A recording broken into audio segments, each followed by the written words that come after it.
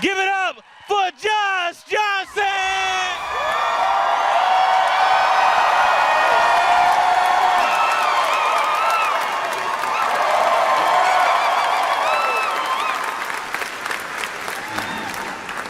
I have a hard time sometimes checking back in with someone who I haven't talked to in a long time. There are some people that you can pick up where you left off perfectly. Like perfectly. Like even when you call them, you're like, as I was saying. It's been 4 years, but you remember where you left off. And then there's other people where it's like you gotta find your footing again. You know? And it's really difficult, at least in the way that we've structured things right now, for men to have very close, intimate friendships with other men. And it's tough because people talk about this epidemic of male loneliness. I'd like to get to the bottom of why men are lonely, because there are men everywhere.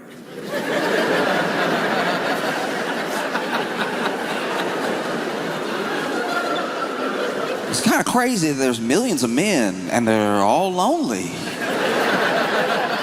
It seems like they should meet the men that are also lonely.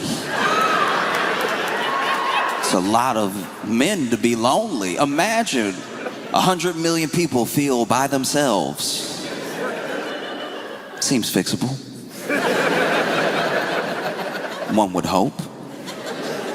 But some of it is just like the way that men make friends. There are very few, especially you're talking about your intimate, your strong friendships.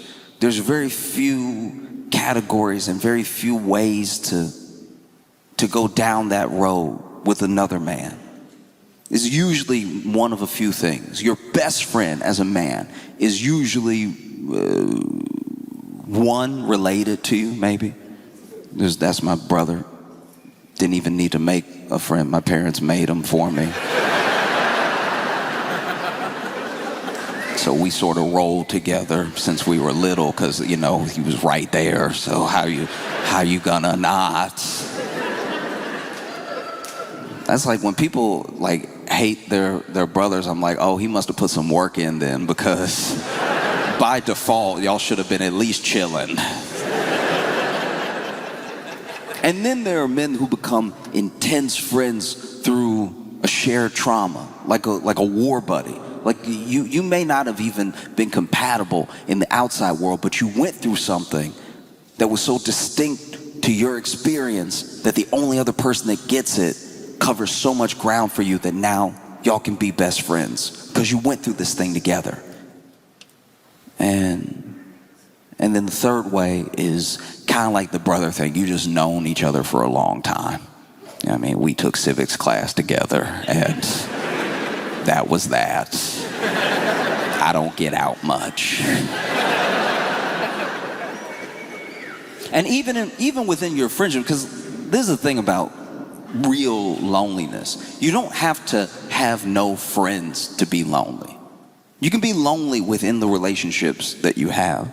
It's about letting people in, and it's hard as guys for us to really let someone in, because there's a thing that we're battling all the time. Some of it's social, some of it's like learned, it's conditioned, and then some of it is not knowing how to express the stuff that's inside. So you're in a really tense place as a guy sometimes, and any little thing can knock you off of a good track you have with a friend. Like a hug.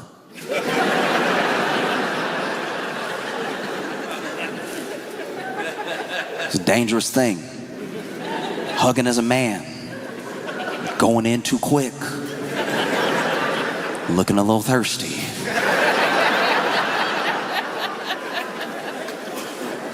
We gotta be really specific about our hugs as men, you know? It's on the top of mind, even if you don't think it is. It's surface level, but it's top of mind. You get a weird hug from a friend, it could change your whole relationship. You know? And most of it is like learned over time. As a baseline, you're good to go, right? Especially if you go in for that one palm first, boom, right here, bring it in, very manly. You know, bow, bow, you know, you bang shoulders together. Whoever shoulder breaks first loses. That's my boy, bow, bow, right? You want to make it extra painful, you go in with the other hand. Bow, bow, bow. I remember one time I went in, you know, hugged my buddy, hands out, bow. Good loud clap too, real manly stuff. People that we didn't know heard that pop from across the room. Pow! Went in for the hug, boom. Messed up both our shoulders.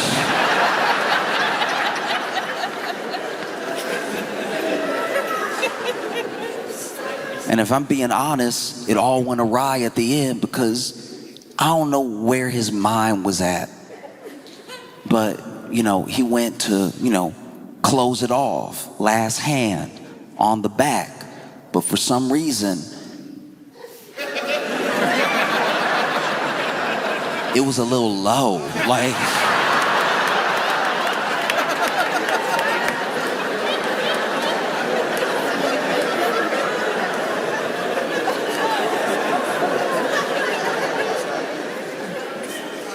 Just so you understand what I went through. We were going in for the hug, bow. I bring it in, bow. He comes around.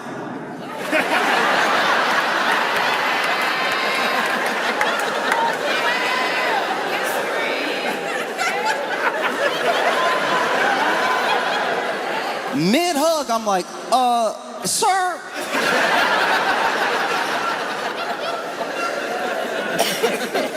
He immediately like, yeah, my bad, dog.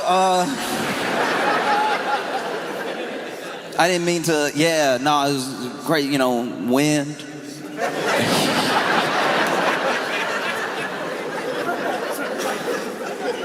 And depend on who you are and who it happens with could knock the whole friendship out of whack forever. That's how delicate it is. Oh. And it's tough sometimes, tough to make friends as a man. Like even if you really rock with somebody, you really respect them, you really admire them, and you might even tell them so, but you don't know how to cross over that next level to really be a friend. You know? And because it's not often communicated, a lot of men don't know they have friends. You have people that you're cool with. But then, if somebody asks them and somebody asks you, you're both like, yeah, I guess we're friends. I mean, yeah, he cool. Like, what'd he say about me? Like, no, like, he cool. Like, I mean, like, I like Buddy. Like, he cool and everything. And I'm sure he think I'm cool. But, like, I think we're friends. But it's also cool if we not. Like, if we're not friends at all. Like, I don't care. We could be enemies for all I care. Like, let's get it.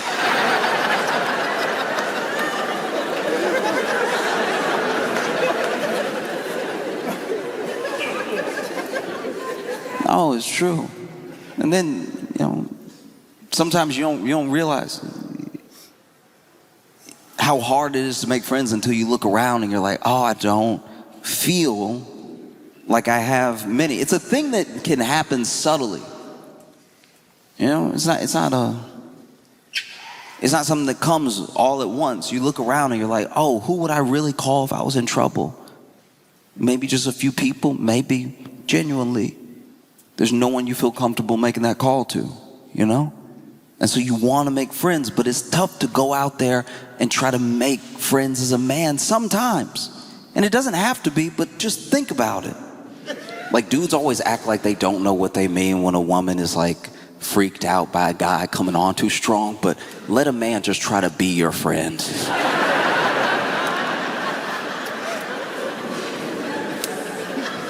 As a man, walk up to another man and be like,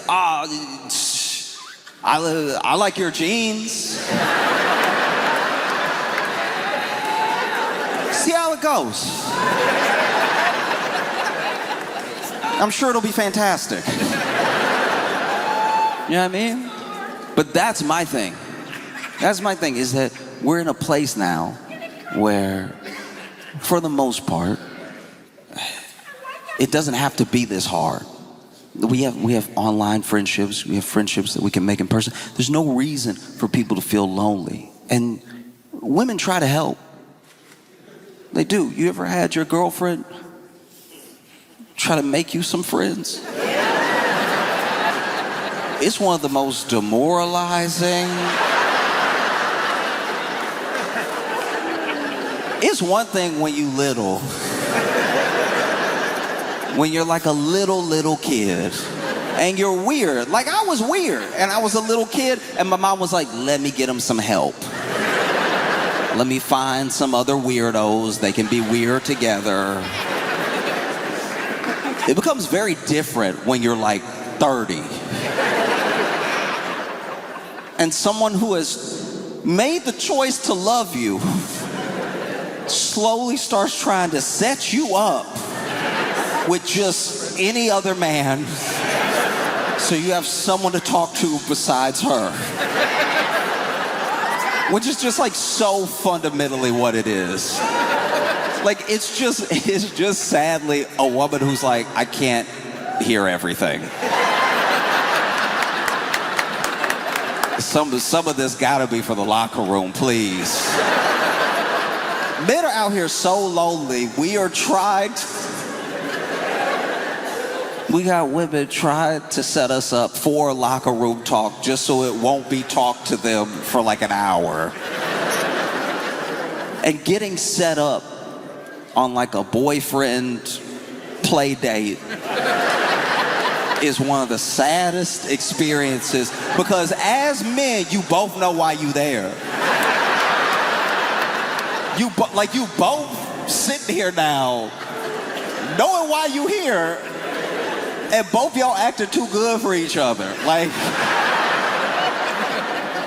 both y'all sit here like, yeah, you know, the game was crazy last week. I got friends, just so you know. Like, I don't even know why she doing this. Like, yeah, I got people to talk to. And then buddy over here is like, yeah, you know, sports. Yes, the team is doing well, but not as well as we would like. We hope that they will do better, but they have won some games. We hope they win more. Sports.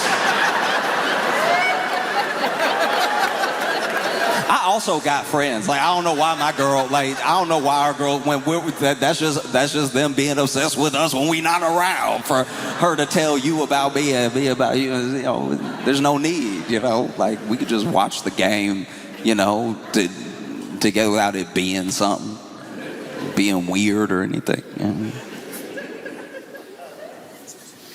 Do you want to watch the game though? Because, I think it'd be a good one if you want to.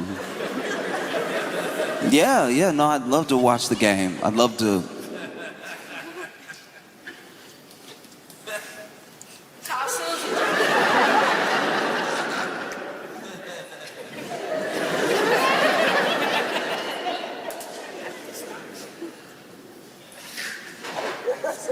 This is nice, dog. This is nice.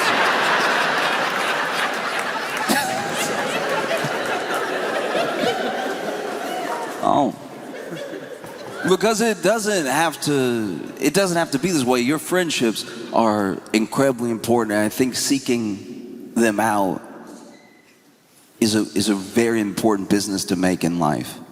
Seeking out good friendships, seeking out people that make you a better person. It will make you richer than anything you could have ever imagined because friends take care of you. There are times where you don't know what's going to happen to you, and there are people who you didn't need to call, you didn't need to ask, they just show up because they care about you. Those things are incredibly important, and a lot of men feel like they're missing in their lives, and is once again wild because there are a lot of men I feel like we could get to the bottom of it pretty quickly. Just looking around, you know?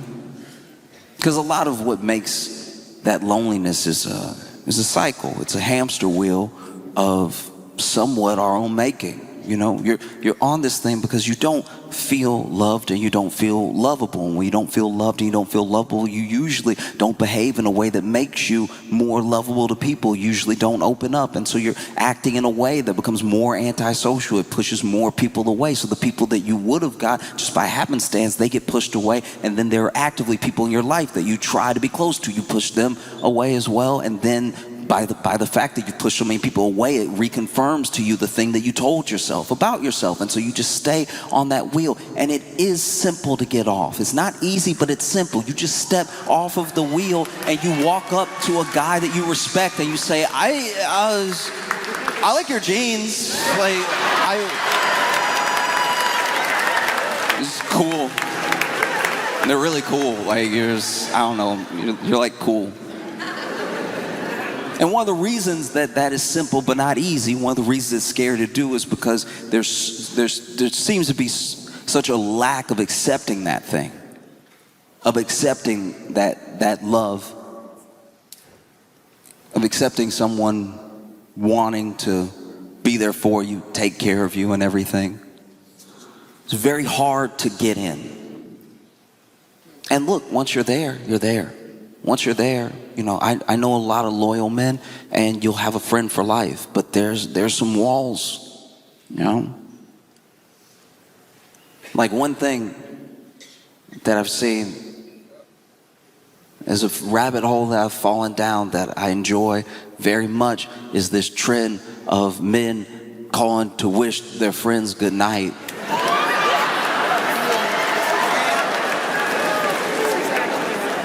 And it encapsulates everything that I'm saying. It's one of the most fascinating things to watch. Basically, if you haven't seen this yet, people are recording, usually the girlfriend or wife is recording their husband or boyfriend calling his friends to say goodnight. That's it. That's literally it, and it's one of the most fascinating things you can watch, because there are as many reactions as there are like faces on a diamond. Like you cannot predict what's going to happen, and you will be surprised every single time. Because it'll call, and one of those calls, they answer, "Hey, what's up?" "Nothing. What's up with you, man?" "Oh, not much. You know, I was just calling, about to go to bed and everything, so I just want to wish you good night."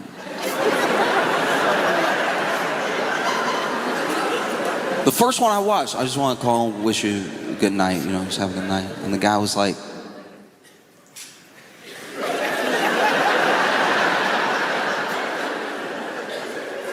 "What?"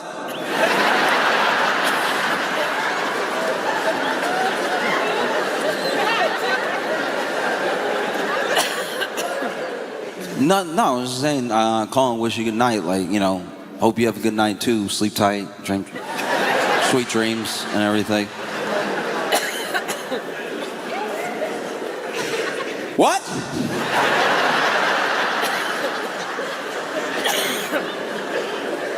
And this reaction comes because the last time that a man heard those words, he was a boy.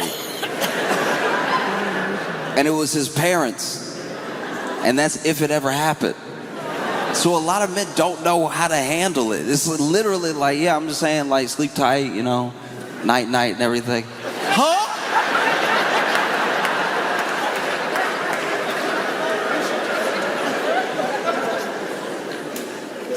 Not even kidding. In the call, what are you doing? Nothing. I'm just about to nod off and everything. So I was saying, you know, have a good night. You know, I'll see you when I see you. Like,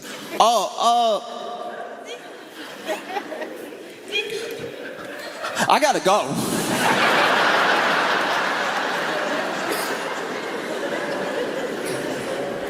Oh, another one of my favorites. Another one that genuinely filled me with joy. This dude called and he was like, Hey man, how you doing? I'm good. How you doing? Yeah, no, I'm good, man. I'm just about to nod off and everything. So I'm, just wanted to wish you good night. Say sleep tight, sweet dreams and everything. Dude on the phone went, what? Night? What you mean good night? You would not believe how many men said, what do you mean good night? What do you mean good night? He's like, oh yeah, no, I'm just about to go to bed, sweet dreams and everything. And he's like, yo, you good? Are you good? Dog, for real, are you good? And for the rest of the phone call, he could not convince his friend he wasn't kidnapped.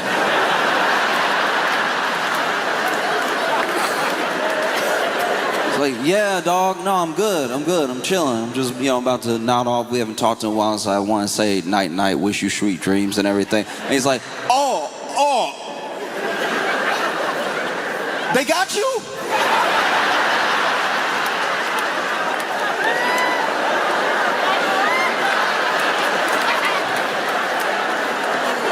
Ooh, okay, let me know where you at. Where you at? No, I'm at home. I'm just saying, like, sweet dreams and everything. Like, I hope you sleep well, like, sleep tight and everything. Like, I won't let you die, dog. Where you at? No, I'm right now. Just send me the address. Like, put in code or something. Like,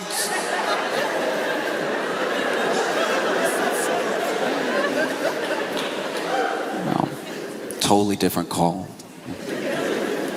Totally different call. This dude called. Wish this dude good night. He was like, hey, I just want to say good night, sleep dreams, hope you, have a good night and everything. And the dude said, huh? Yeah, just good night. Hope you have a good night. Yo, what you mean good night? Like, I'm just saying good, like, have a good night, like sleep well. He's like, yeah, whoa, why you calling me telling me that? Like, you call me like I'm like a side chick or something. What you doing?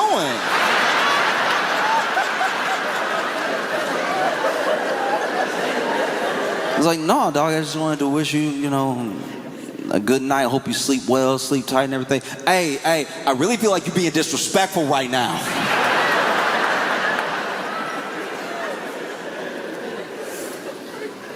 And one of the reasons I feel like this is such a phenomenon is because I'm not saying that women even do this all the time, but the way that women are friends with each other has a lot more of these little things in it. It's the little checkups. It's the little, like, how you doing, how you been. It's the little chats that is usually missing in male friendships, which makes a lot of men not really know where they stand with other men.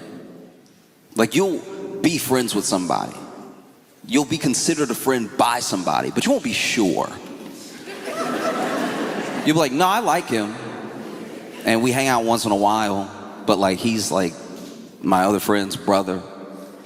So if you ask him, I guess he'd say we're friends, but it's also cool if he doesn't. Like, I don't care. I ain't care. I'm not pressed about that. Like, maybe we friends, maybe we not. I don't know. It's cool either way. If you want to be enemies, we could do that too. Like,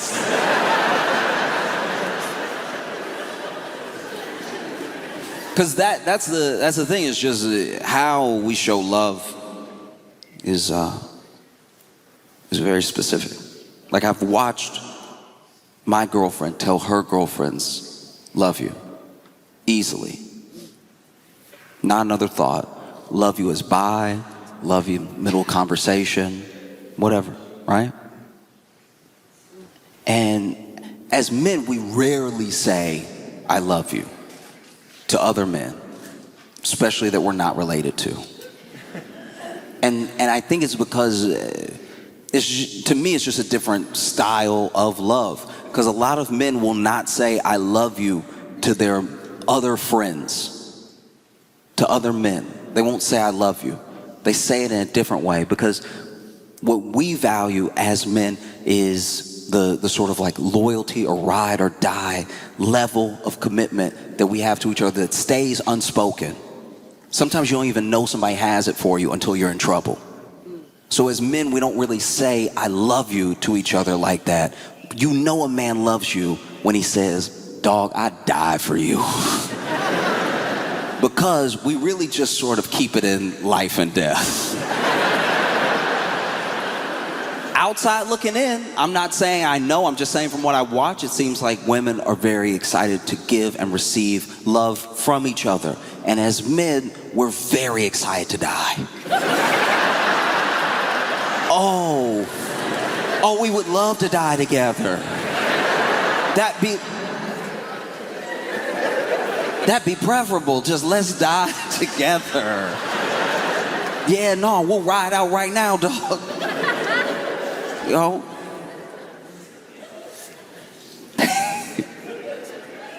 And that's what I saw in that phone call when that dude called his friend. That dude loved him, convinced he was kidnapped. I was like, where you at? Let me know right now. Because so much of it is like about being hard, I suppose. Like as a man, you want to be not just respected, you want to be admired, you want to be hard, and it seems like being hard is the way to get those two things.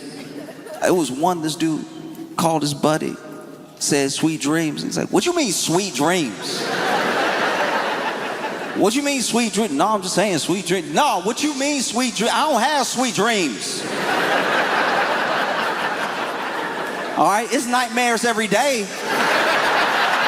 around here. Nobody worried about some sweet dream. What you dreaming about? Shoot, I dream about work. Maybe my favorite one, we're talking like top. One of my favorite ones is this dude calls. Hey, what's up, dog? Oh, I'm good. What's up with you? Nothing. I just wanted to call, say good night, sleep tight. Don't let the bed bugs bite you. Just wanted to wish you a good night, man. He was like, how you know I got bed bugs, dog? Like, I didn't tell anybody about that. What's wrong with you? Why you...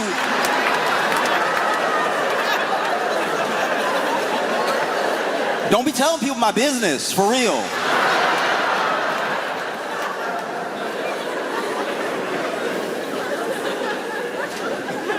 We're talking like top 2-3 videos of the trend. It was this one dude calls his buddy up, and he's already giggling because he knows how his friend's gonna react. Because that's the thing, is that it's so funny how weird people react, because you can tell from the way they pick up the phone that their friend, that they're close. Who they chose to call for a reason. And half of them, when they pick up, they're being silly anyway,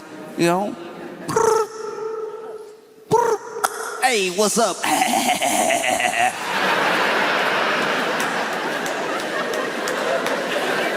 If that's how you answer, you can't freak out when someone says good night.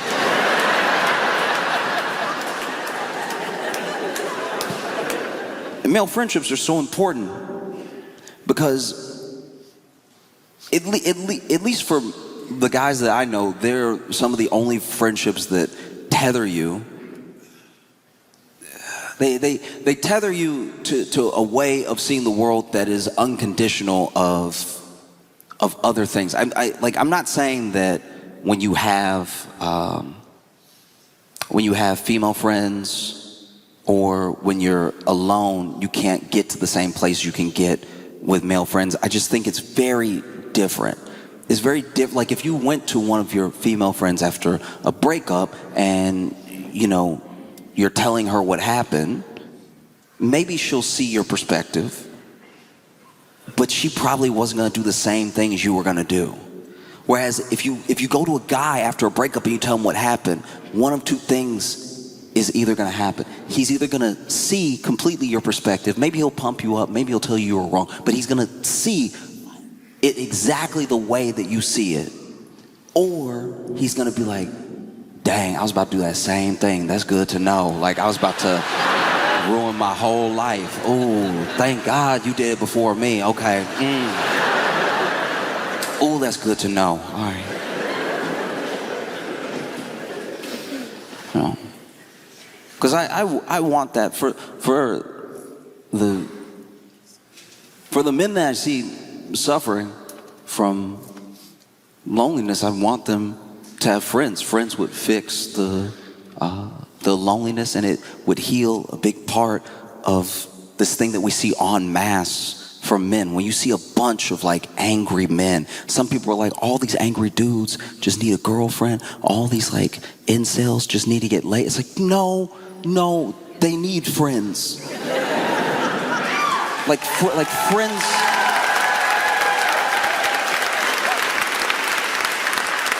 Friends would fix things way more than I think we realize, because sometimes those dudes get a girlfriend.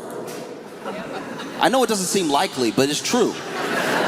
No, fundamentally, I'm being serious, it's true. Sometimes the most like weird, nasty posting incel will actually get a girlfriend. And it doesn't necessarily heal everything, because now in their mind they're like, okay, this woman likes me. This woman doesn't think that I'm ugly. But all of these preconceived notions they have about women still remain. Whereas when you have friends, I'm not saying it makes you a wholly better person. It depends on the friends that you keep. You can measure parts of a man by the company that he keeps. But at the same time, when you have a bunch of friends around you, well-rounded friends that can hear what you're saying or can understand where you're coming from and can help guide you down a better path, that makes it better for everyone.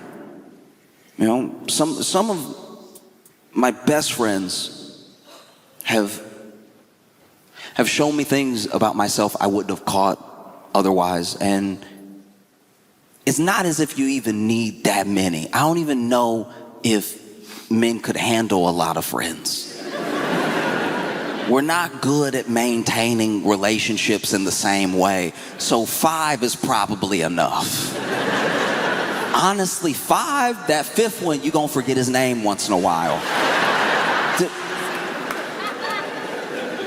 5 is a lot. A lot of men have one. And once again, it falls into the categories I was talking about before. They have one truly close friend, one truly close male friend, and they either have just known him a long time, or it's their brother, or they went to war together. Yeah? But they have one.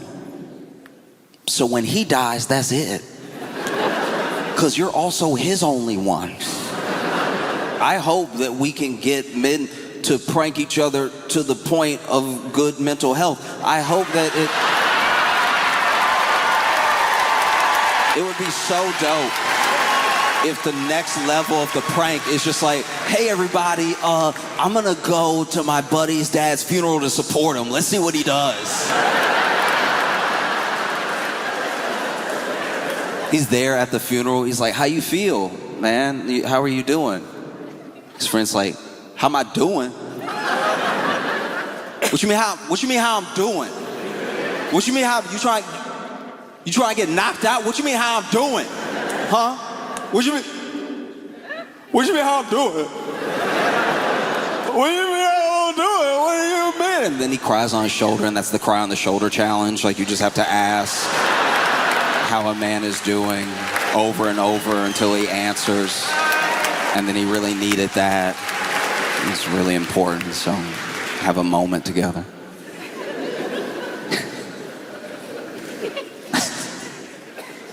Just see dudes like, next trend, just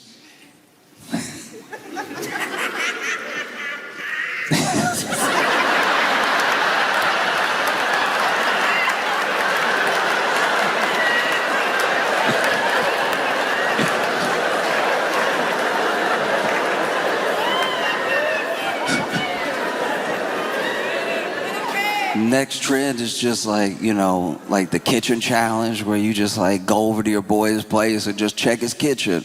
Like, is it insane? Is it disgusting? Are there other things living there? I'd love to see, and you know, we as a society will hopefully be around much longer. One day TikTok's gonna be pretty old. I wanna see a TikTok challenge where it's just dudes calling each other out of nowhere, being like, hey, make sure you get your prostate checked, all right? We all 50 and up right now, like, no, look, I'm gonna call him, tell him to check his prostate, see how he react, right? It's like, all right, yeah, because you know we both 55, so it's like that time, you know, you gotta keep up with your health and everything. He freaking out, like, why you worried about my prostate, dog?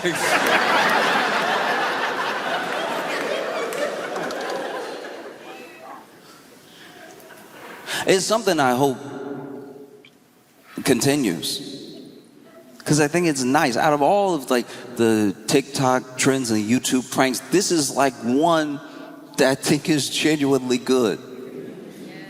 Because you'll see these compilations of them, and then every once in a while you'll get one. This dude called his friend. He was like, "Hey, how you doing? I'm good. How are you? I'm all right. I was just calling, you know, wish you good night and everything." And his friend was like, "What?" It's like, "Yeah, no, I was just thinking about you, so I want to say good night, sleep tight. You know what I mean? Have sweet dreams and everything." And his buddy was like, "Oh,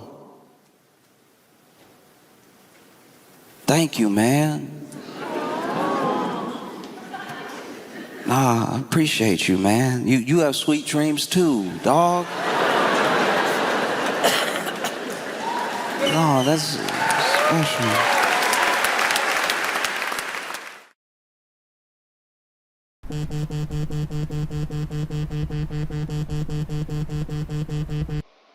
Hey, brother, I was just calling to say goodnight and hope you sleep well, have sweet dreams and everything. And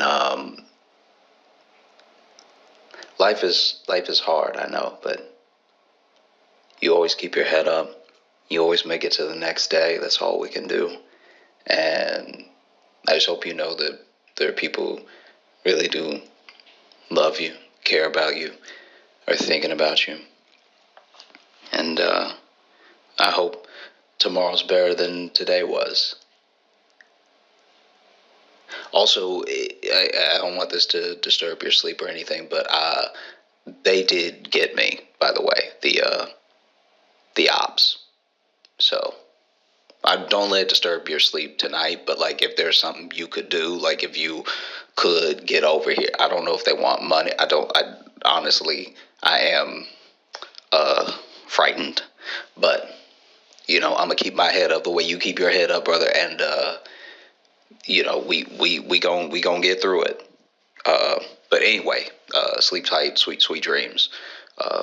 Night night. Have y'all been keeping up with this Jonah Hill thing?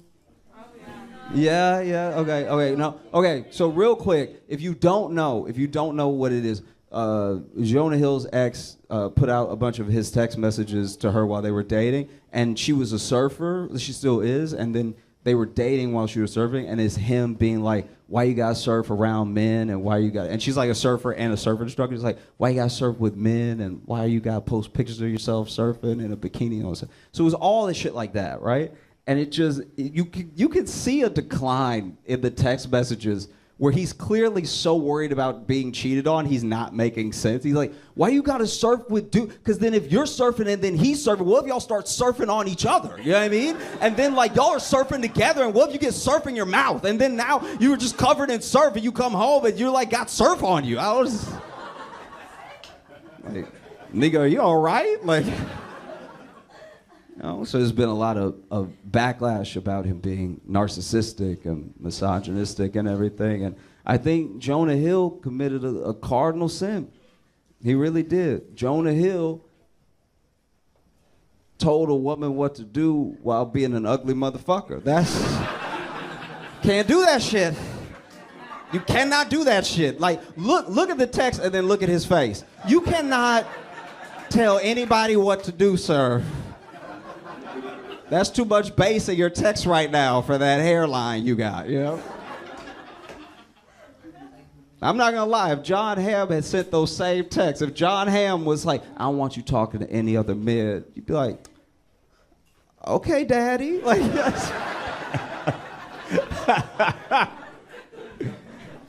Did y'all see the Alabama brawl? Yo. Who knew Wakanda was in Alabama? That was crazy.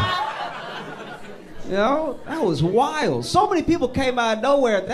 That shit was like Black January 6th. That was like... That was crazy.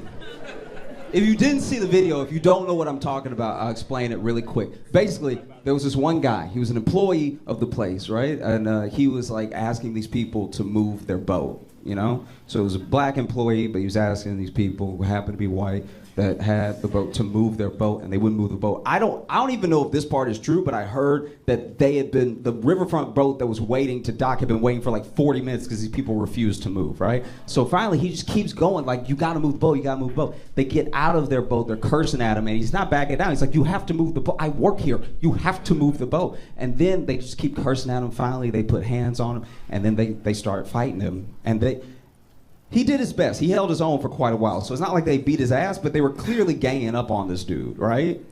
And, you know, a lot of people, as soon as they saw the video, they got upset. I got upset when I thought it was going to bum me out, just seeing like 5 white dudes ganging up on this like middle-aged black dude and everything. And some people were upset about the racial part immediately. But I'm not going to lie, I was distracted. I wasn't. I didn't hate these people because they were ganging up on them and they were white. I hated them because they had a boat. You know what I mean? This isn't just a race thing. These rich fucks with a boat are trying to beat up a working class person. Is insane. You know, made me furious. And then they started fighting them, and then like other people came. And, you know, a lot of black people already saw what was happening. So then when the riverfront boat docked and other black people who saw what was happening, they all just swarmed. It looked like, like that one episode in Game of Thrones where, you know, they were losing, but then just more just came down the mountain. It was like, I was like, God damn, okay, wow.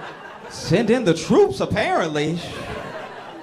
I should back up. When the fight started, the initial fight where the dude was getting ganged up on, he just threw his hat. Just threw it, and that almost felt like a signal. As a black person, I didn't know that was our call to arms. I didn't know this was like, oh, okay, all right, we go now. That was wild to begin with. Then it was crazy because then so many people swarmed in, it turned into a huge brawl, and I don't know if you saw a video, but there was one person that wanted to help when they saw him getting jumped so badly that this nigga swam.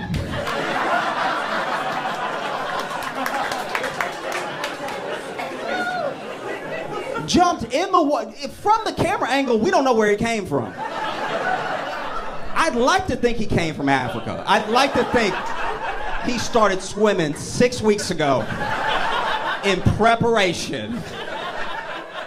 Because look, if you know, the history of black people swimming, especially in the South, you know that we're not known for it. You know what I mean? And so I'm not gonna critique his swimming because I was just happy to see another black dude swim. That's just, every one of us swimming is a W, okay? But I do have to comment, because he wasn't swimming normal. Did you see him swim? He wasn't swimming regular. This was not regular swimming, right? This man wasn't swimming to the fight. This man was punching the water till he got there. I knew he was gonna whoop ass when he got out of the water, because he would... I've never seen someone punch water till they got to their location. That was so crazy. Go back and watch the video. This man...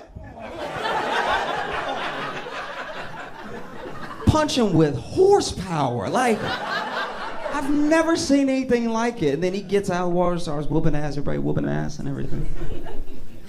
So you know that those white people, when it started fighting, then started more fighting, you know they were relieved when the cops got there, but they must have been conflicted, because half the cops were black. Like, that's a situation where even when the cops arrive, you're like, ooh, whose side are you on? Because I was kind of doing a thing before you got here. You know what I mean? Honestly, that's what's so wild. Because I think also, I've tried to put my mind in, I've tried to put myself in the mind of each person that was in the video in a way. Do you know what I mean? Because that's a terrifying thing. To get jumped is a terrifying thing. Then the person swimming. Then I'm just trying to think about every angle that I could think about it from. I'm not gonna lie. That must have been a huge surprise, because you out here ganging up on this one dude with your buddies, and then before you know it, there's just like 50 black people. That's listen. I'm telling you right now. Let's say y'all just blinked, and when you opened your eyes, there were 50 black people behind me. I'm not even saying you'd be scared, but you'd be surprised.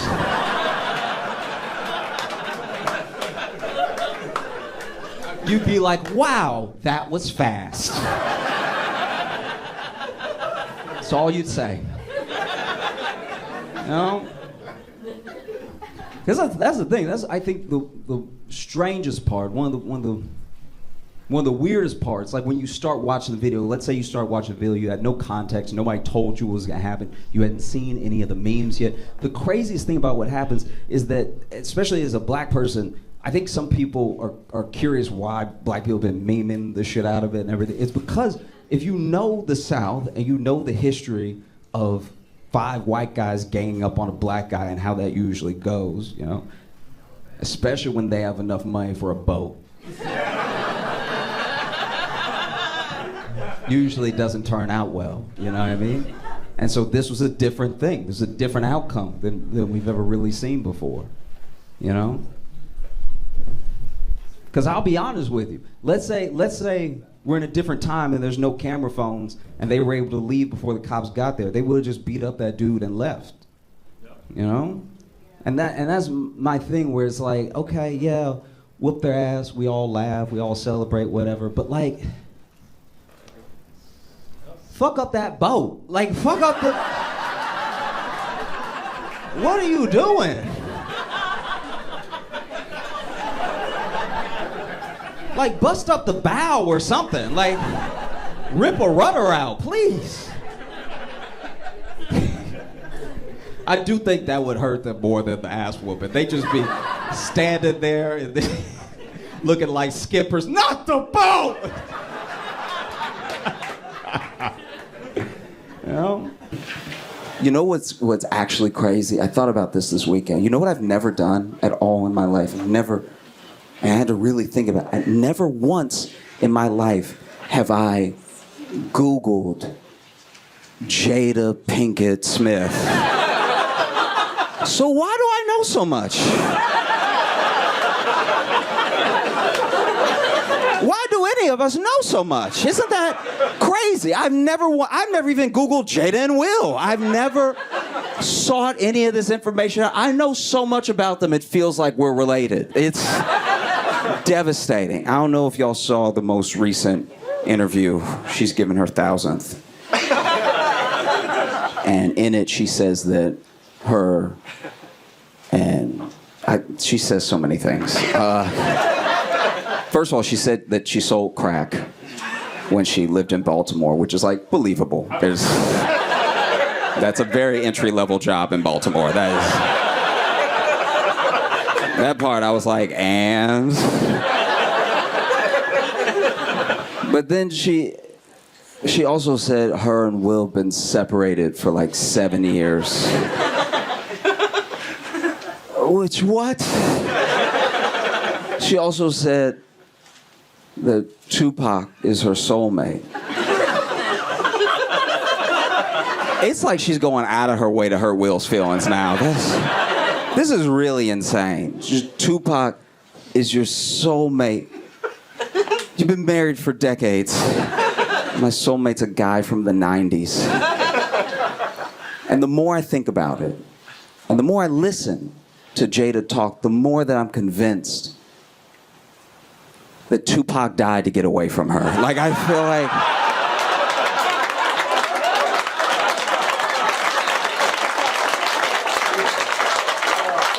Easily. They dated for a while, you know what I mean? And then he got a taste of what Will has lived with. And then he was in Vegas and he got into it with some dudes on some gang shit and stuff like that. And they shot at him and he thought about what life would be like with Jada. And so he just leaned into the bullet. She said they haven't been together. Her and Will have not been together since 2016, which does make the slap more confusing now. That's right, because like that, they haven't lived together since 2016. Now it feels less like you were defending your wife and more like you just wanted to hit Chris Rock. Like, turn that man to a tambourine for no reason. That's insane.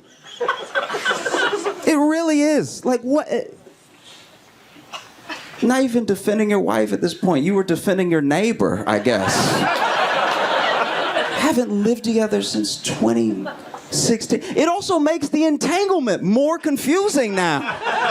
Watching Will and Jada is just like the Black Inception. You know what I mean? It's just a nightmare and a nightmare and a nightmare. There's twists that nobody asked for. What? Entanglement. Because then, this is my thing. If they weren't together, why'd they have that whole talk acting like they were together? It made them look worse. Why did they do that? It made her look like a cheater and him look like a cuck, but then they weren't together. So what's the big deal now? I mean, the big deal is that she fucked her son's friend, which is... A lot of people don't know that. That was Jaden's friend. So Jaden over there waiting for play dates and stuff. Ain't nobody showing up like it's a Brazzers video.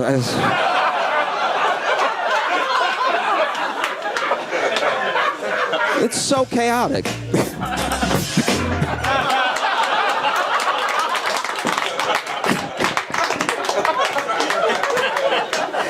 No, it's just very chaotic. And look, I want to be fair for a second. I do want to be fair. Everyone comes for Jada and everybody shits on Jada so hard. And I get it. It's easy because she won't stop talking. But like, some of this is on Will. We can all agree about some of this is genuinely on Will. People blame Jada for the slap. That's not her fault. That's a grown man. And he got up there and he slapped another grown man. You can't blame her for that. It's not like she used her powers. And people blame a lot of the marriage stuff on just Jada. Will is also married to Jada. You know what I mean? He could get a divorce if he wants to, but he doesn't want to. He does not want, and if you pay attention to the interviews, he said it. Divorce is not an option. He'd rather them live as single people and still be married than to get a divorce. Which is weird. It is weird. I understand. For a long time, they were the symbol of black love, especially in Hollywood, right? And that's a symbol that he carefully curated that maybe she didn't want to be a part of, but it's one of the reasons he can't let it go, because it's a failure that he will not accept, right? But to just live as two single people but still be married is weird.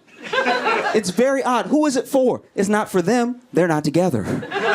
It's not for us, because now she aired it out. Everybody knows. It's not for the kids, because they're already weird. So who is this for? And like, I mean, it must be rough. I do get it. I have empathy for both of them genuinely, because I think Will, you know, came on strong, wants to make it work and everything, and Jada was just not having it. And a part of me, you know, I'm wrapping up, but just a part of me, a part of me gets it. Because if it's not the life that she wanted, it shouldn't be the life she accepted. That's fair. You're an adult in the world and you make your own decisions and you need to live by them, right? But also, to be fair to her, I don't have a gorgeous millionaire trying to fuck me and marry me. I don't know. It probably seems pretty hard to turn down. I'm not gonna lie. Like if Zendaya walked in here right now and y'all look like you're together, if she told you, bro, if she was like, I want to marry you and be with you for the rest of my life, you'd probably be like, look, I'm in a happy relationship and I found my happiness. I hope you find yours. I'm not saying it'd be easy to say to her. You'd probably say it after I do, but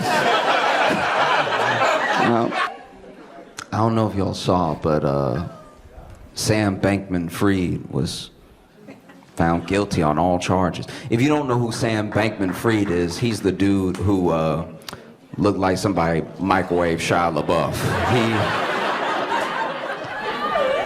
He was behind a multi-billion-dollar crypto scandal, and took a lot of people's money. Had a lot of powerful friends, so he could take a lot of people's money. He was found guilty, and he made a serious mistake. He stole money from rich people. Well, when you think about it, it's really all he did wrong. If you steal from the poor, you're gonna be pretty good off. Like, I don't know. This dude gonna go away for a long time, which is crazy because I don't really understand what he did. But I'm glad he didn't do it to me. I'm like, you ever just, because I never got into crypto because I didn't understand it, so you ever just be so dumb you miss a whole tragedy? Because I saw the whole thing coming. I was having FOMO and everything, and then everybody started losing their money. I was like, maybe it pays to not read sometimes. Maybe it's to my benefit that I have stayed as ignorant as possible on very specific subjects in life. I was having a conversation with a friend from back home, and so many things work in connection together to get me where I am. I saw this article about this guy. I think his name's, I might be mispronouncing it, but Brian Mwende, and he is in Kenya, and he was a lawyer. He was a fake lawyer. And he won 26 cases straight.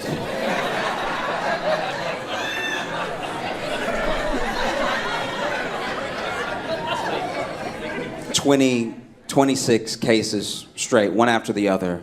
WWWW. And then they finally caught him.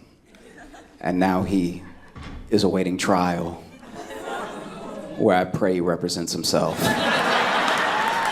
That's phenomenal. 26. You got fake, and apparently it's a whole thing. I didn't know this. In Kenya, this is a whole thing. There are a bunch of fake lawyers, because he was just the first one. There's a bunch of fake lawyers that just never actually passed the bar, but they've been practicing. I guess they got a storefront or something. Like, I don't know, you just walk in and you're like, you seem like a lawyer. The only way I know any lawyer has been a lawyer that I've ever worked with was the paper on the wall behind their desk.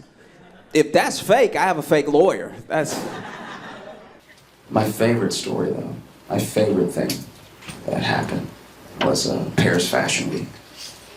If y'all aren't familiar, Paris has Fashion Week, and all these people high up in the fashion world, rich people, celebrities, they all descended on Paris for a week to see and be seen and stuff. And while they were there was an outbreak of bed bugs, which is hilarious. It couldn't be. You gathered all the richest people in the world together in one place and gave them bed bugs? Are we sure this wasn't an activist? You sure this wasn't Greta Thunberg trying new things? You know what I mean? Just her sitting there like, you take a jet, you pays the price. Could have been. We don't know. But it was amazing. They gave all those rich people bed bugs. It made me laugh so hard because it's Fashion Week, so half of them dress like bed bugs to begin with. So bed bugs probably thought it was mating season, you know what I mean? They were seeing them walk by like, okay, come through, thickness. I'm gonna take a bite of you later. But no, people from Fashion Week spoke to the press and the public. People from the local government spoke to the press and the public and everything. And mostly everyone was trying to maintain a sense of calm the entire time, right? We're very sorry that this is happening. This is not a reflection on our beautiful city. We're doing our best to move people. Just please stick with us, right? But there was one person that was my favorite. The deputy mayor also spoke to the public and the press. But when the deputy mayor came out, he was like, it's an outbreak. No one is safe. What kind of leader says no one is safe? We just came out of a global pandemic where no country's leader said no one is safe, even when no one was safe. That's crazy. Then the mayor, because the mayor came out, she was ready. She was like prim, proper. She made me feel reassured, and I wasn't even in Paris, right? And then she got this assistant-ass mayor behind her. No one is safe. She's probably like, get him out of here. It's crazy. No one is safe. Every leader I've ever had has tried to maintain a sense of calm in a crisis. I remember when I was in middle school, in English class. And English class was after lunch. And I had seen this kid at lunch, and he had a nasty-ass lunch. I don't know what it was, but as soon as I saw it, I was like, he gonna be sick. That is disgusting. And so then I sat as far away from him as I could, corner of the classroom. And then middle of class, sure enough, his stomach started bubbling. And we all hear it. He just over here taking notes like... looking at us like, y'all don't hear me, right? It's like, of course we hear you. His stomach is loud as hell. And then in the middle class, he jumps up and runs out. And on the way to running out, because he was very sick, he threw up on the back of like 7 kids' heads. And our teacher said, calm down. I know y'all just got thrown up on.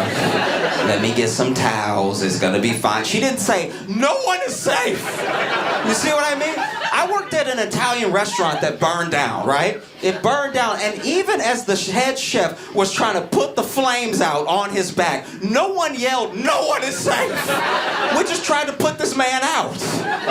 Actually, one of my favorite things about when that happened was, okay, so the chef is on fire, right? And then the line cook ran out to the dining hall where everybody else was, and then just yelled to the whole dining hall, we on fire, motherfuckers! Which is like as informative as it is unhelpful. Like, he's telling them the details, but not enough to get them moving. Also, we are not on fire, just he is on fire. Some of the building is on fire, but mostly as we, it's just him. He on fire by himself, right? And so no one knows what to do, because even if someone ran in now and was like, we on fire, motherfuckers, you wouldn't immediately jump up and run. They looked at him and they were like, so is he on drugs or what?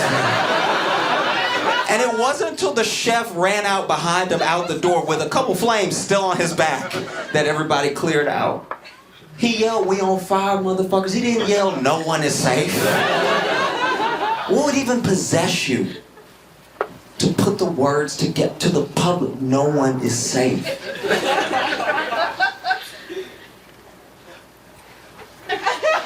Like when I think about it, now that I think about it, I think that was that deputy mayor low-key admitting he had bed bugs. That's what it was. It had to be no one is safe. That means I'm not safe. That's no one is safe. I wish there was video. There's no video of it happening. But you can tell that this is the case because anytime one of our leaders has to speak to us, they're calm because it's not their problem. That's what's happening. I grew up in Louisiana. Our whole state would get slammed by hurricanes, and the governor would come on TV and be like, we're gonna stick in this together, all right? We're all in this together. He's clearly in Massachusetts, by the way. We're all in this together, all right? Y'all just stick with me, we're gonna get through this. You know what I mean? I think that dude freaked out because it was his problem. It's hard to stay calm when you're in the middle of something, you know? I wish there was video. There's no video. I wish he would just come out, because you know he yelled it. You know, he was like, no one is safe. It's happening to everybody, including really cool people who don't deserve this. God damn, I wish there was a video just to see him be like, it's an outbreak, y'all. We doing our best, but this is bullshit. I thought I had it all figured out, you know? I was sexting.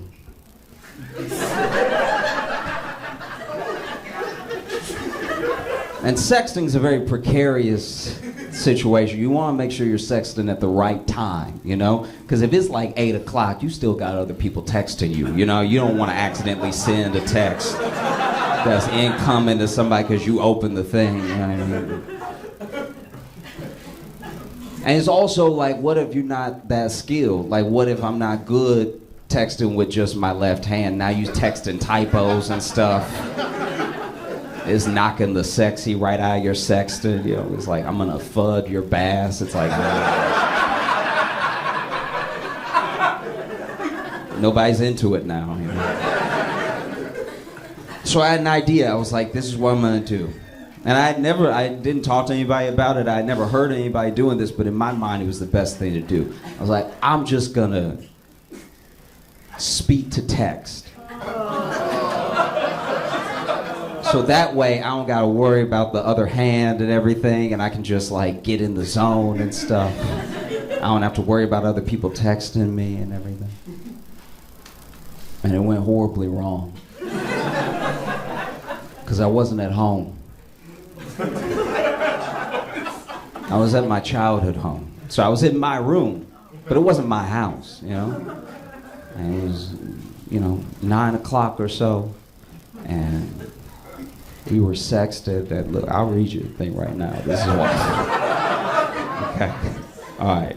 So she's like, "Oh, okay. And what's good? What would you do if you were here right now?" And then I was like, "Girl, I would tear those clothes off. And Mom, what are you doing in here?"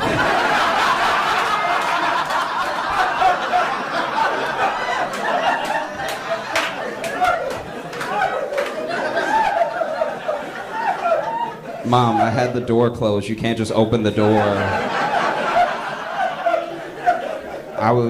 I was just coming to see if you wanted dinner.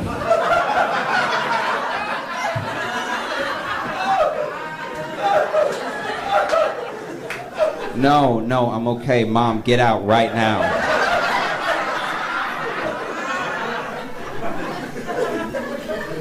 Boy, how you gonna tell me to get out somewhere in my house?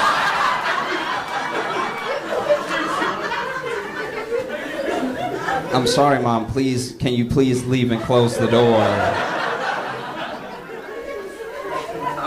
You know we don't have closed doors in this house.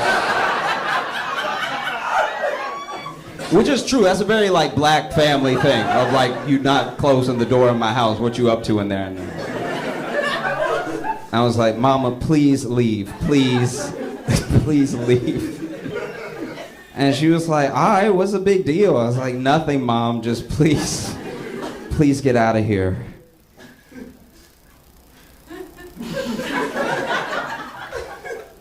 So anyway, girl, I would say... All right, thank y'all so much. Y'all have a great night.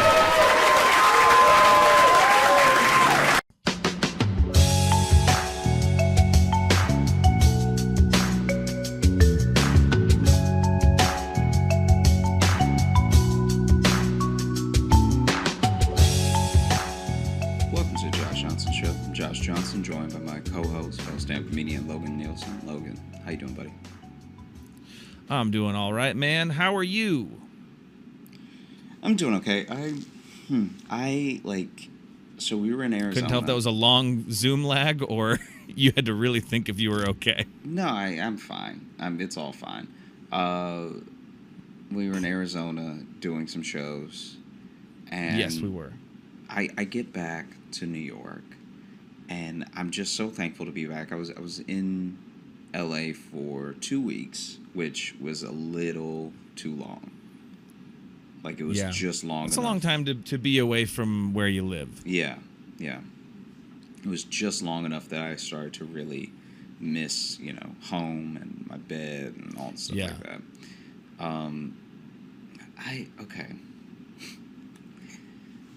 I feel like there's a level when it comes to travel, at least. Mm-hmm. There needs to be some shared language now with like what's actually bad and what's not.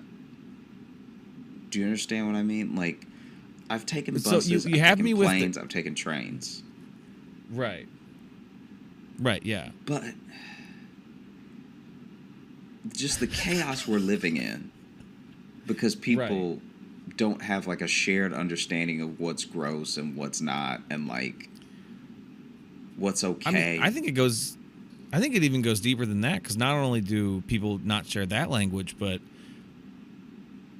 I haven't had a single airport handle security the same way anymore.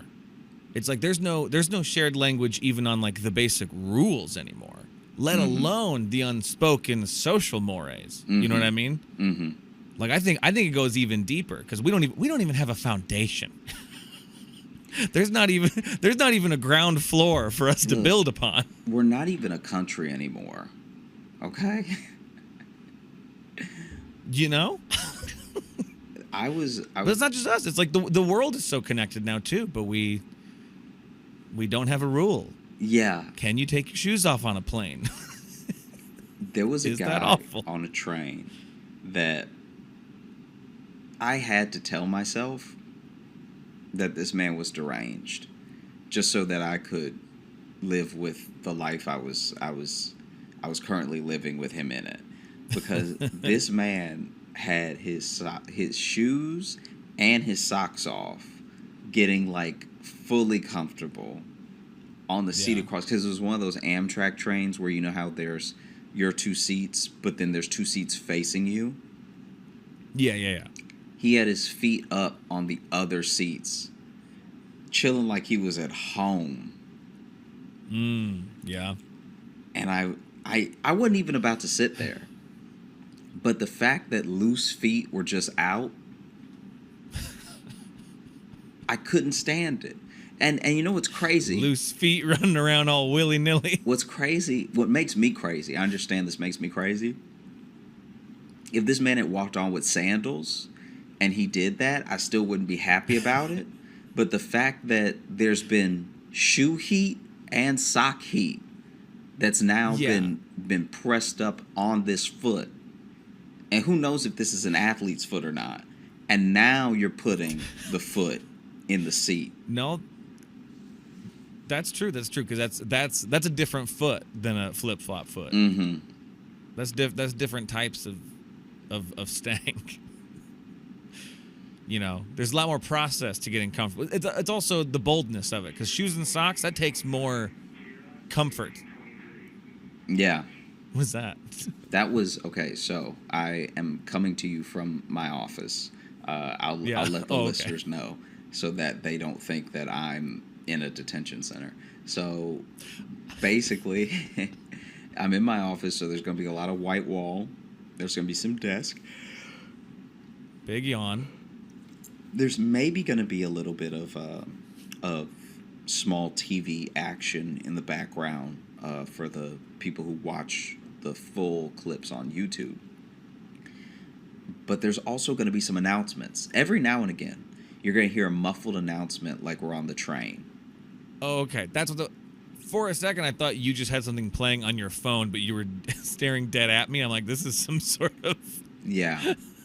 I wish I had this is a move. I'm like, why is he trying to fuck with me while I'm... Yeah, I almost wish I was the level of unhinged to be looking right at you and to also be like playing something.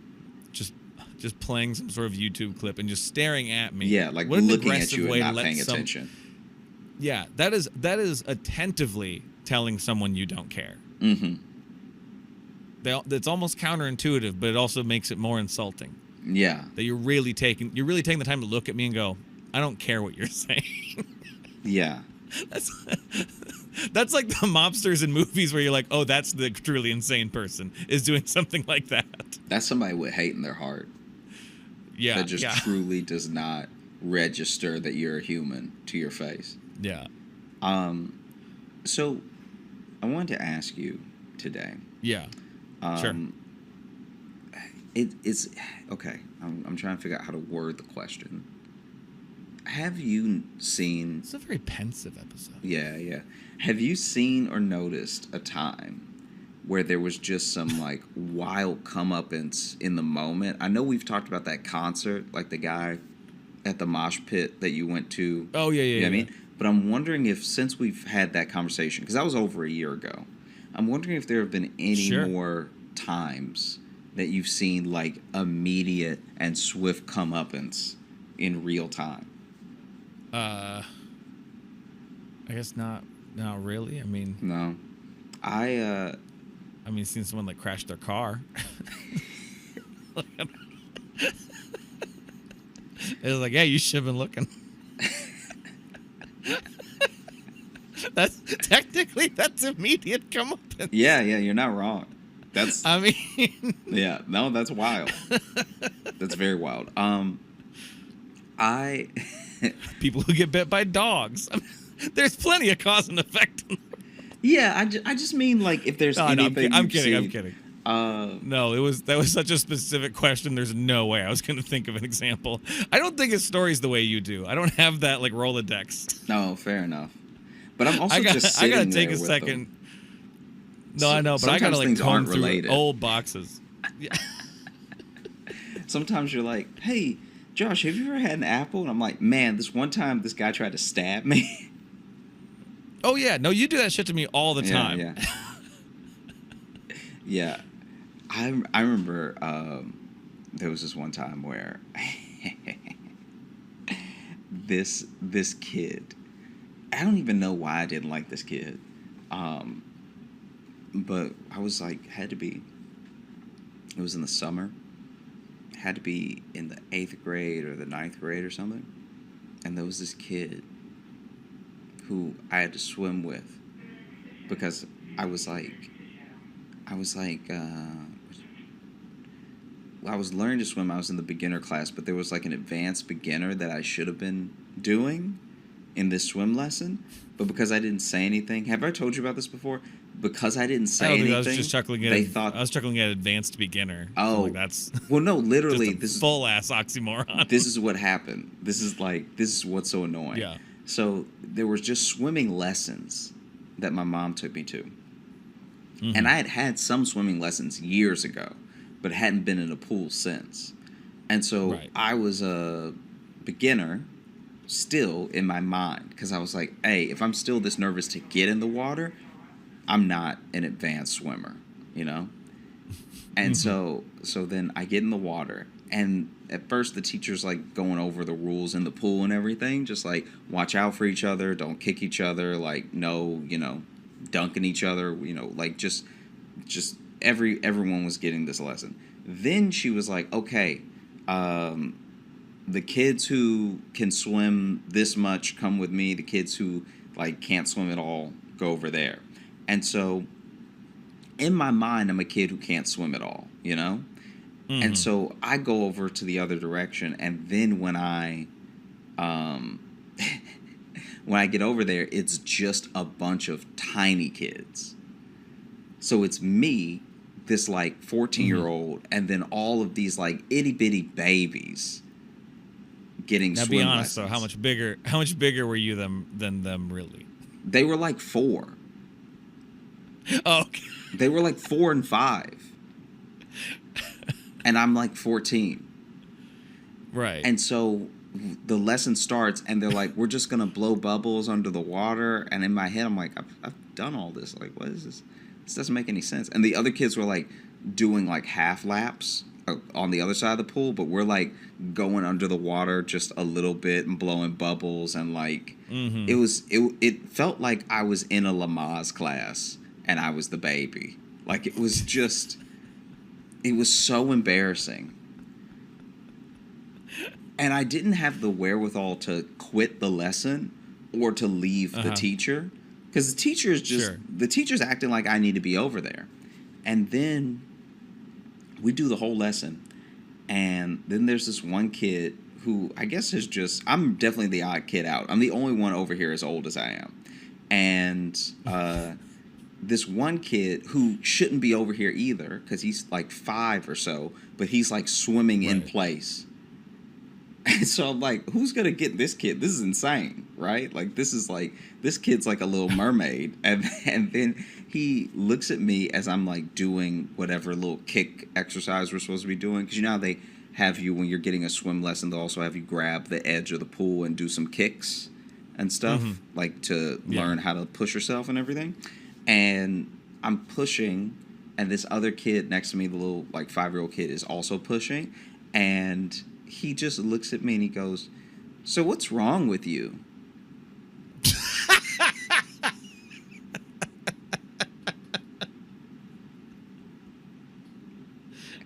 And from that moment, I was like, okay, I have an enemy. Like I have a mortal enemy. I don't want anything good for this kid. I'm about to be an advanced murderer. Because I was like, wow. What? And then he repeated it. He was like, "What's wrong with you?" What's wrong with you? And I was like, so what's wrong with you? I was like, what? And I'm like, what do you mean? And this is as I'm kicking. And he's like, you're like a grown-up kid. And I'm kicking next to him like, there's no grown-up kid. Like, if you're a kid, you're a kid. Hey, now if they're going to be advanced beginners, I think there can be grown-up kids. Yeah, right. And so... Sorry, I'm just having fun with all the oxymorons today. So then he's like, why aren't you over there? And I was like, because I can't swim like they can.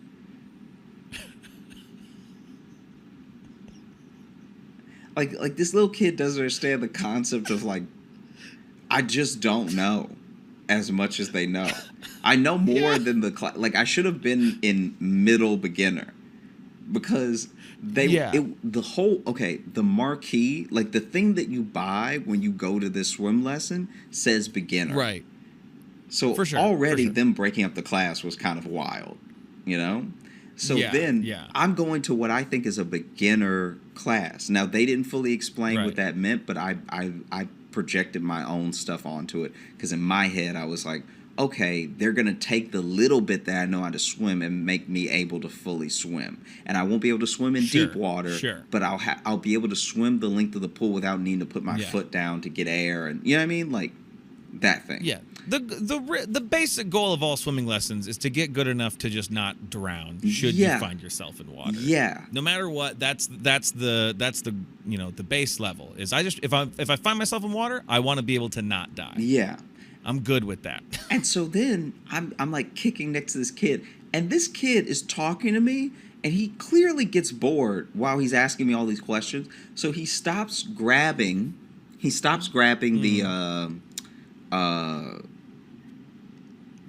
edge of the pool and just lets it go, flips over, and is now on his back, sort of like kicking up.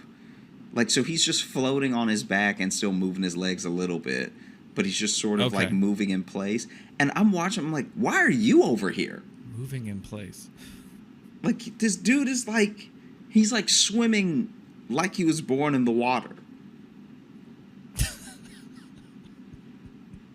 Maybe he was. Maybe he was a water birth. Maybe it was a water birth. Maybe they come out with a little extra skill.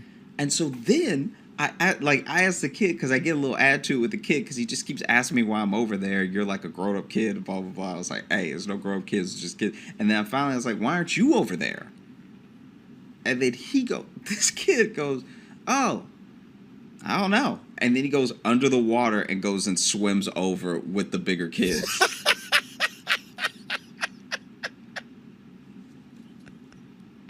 Wow. You reminded him that he was a great swimmer. Yeah. He in the moment was like, "Oh, you're right. I'm very good at this."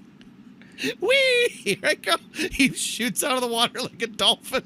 And he didn't go under the water like let me get my bearings and then go swim. This kid went backwards like he was in a swim competition.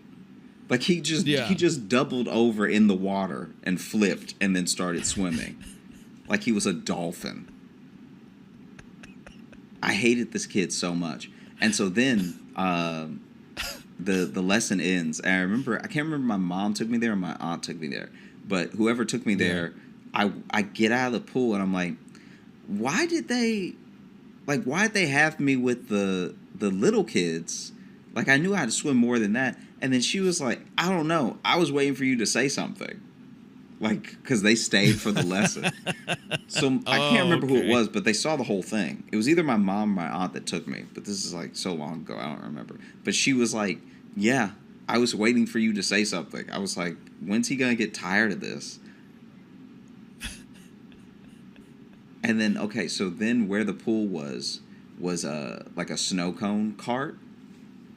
So Okay. there's a snow cone cart off a little bit ways at that, like near that pool. You still have to walk to it. Okay. And that kid, that 5-year-old,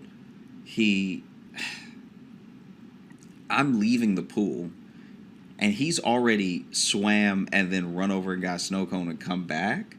And he said something like snide to me. I can't remember what it was. And it was so mean that it didn't seem like he was 5. It seemed like only an older kid could have thought of something so mean. But he was. You got bullied by a kid 10 years younger than you. But how? It's not bullying because I was not like. You kind of sort of got bullied by a 5-year-old in this story. Just because he was being mean to me doesn't mean I was bullied. I'm just... By that logic, I've been my bullied God. by a lot of babies. All right, I've picked up a baby before and it just immediately started crying, which didn't feel nice. Criming? What'd you say? I thought I said crying. What did I say? I think you said crumbing. That's what it sounded like to me. Oh, my bad. No, it's okay. But anyway, Yeah, but he made fun of you, so what's wrong with you? And then he got you again at the snow cone cart, yeah. So and you seem still not happy about it. So to me, that's what makes it, puts it in the realm nah, of getting bullied. nah. I bet he's huge now too. And so I'm walking away, and a kid said something about like, what was it? It was like really messed up. It was to the point where I was like, "Oh, you're not 5." He said, "Oh yeah, don't forget your floaties next time" or something. He said something like that was like in that vein of like, "Are you gonna bring a noodle next time?" or like, whatever the thing was, right? And so this kid, dog, you got bullied. I don't know how to tell you. look, fine, A 5-year-old fine, definitely bullied you. You got big dogged by a 5-year-old. fine, whatever. This kid's like, yeah, don't forget your floaty next time. And as he goes, He lunged at you and you flinched. no, that's not what happened. And so then, as he said that, he went to take a lick from his snow cone, and the snow cone was such an ice ball that it all just fully moved with his tongue off of the cup and fell on the ground. And I remember I just laughed at him because he was so shocked. He didn't know that could happen. Little man hadn't been around the block a couple times, didn't know how to eat a snow cone, like an idiot. Yeah. You know what I mean? He's good with the liquid water, but what about the frozen water? Little punk.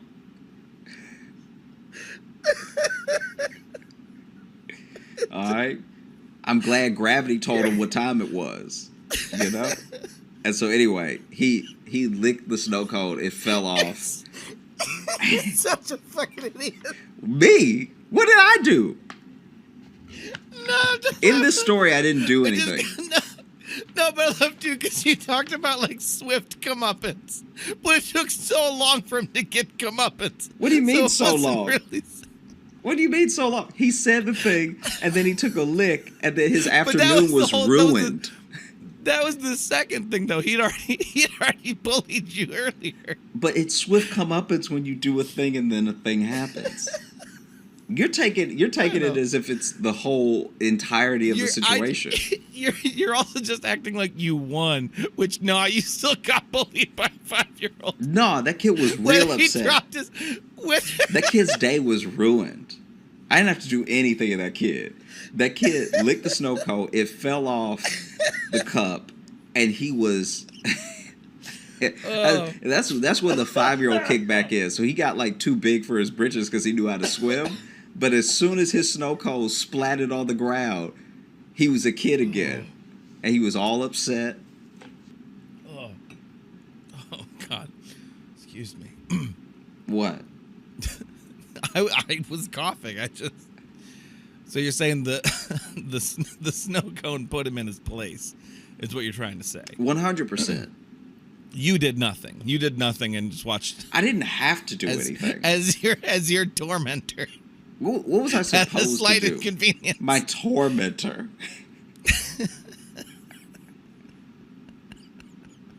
The slight inconvenience. Hey, this wasn't a neighborhood full of money. That was his only snow cone for the weekend. All right, that's fair. Yeah. That's fair. At least he got to feel like a big dog next to you. Nah. Even him out. I was chilling. Yeah, you sound real chill about it. I was chilling. I was so happy. Oh, Just splatted. He had a bunch of blue all over his legs like an idiot. He looked so stupid. It got on his swim trunks. I don't know. I just laughed at him.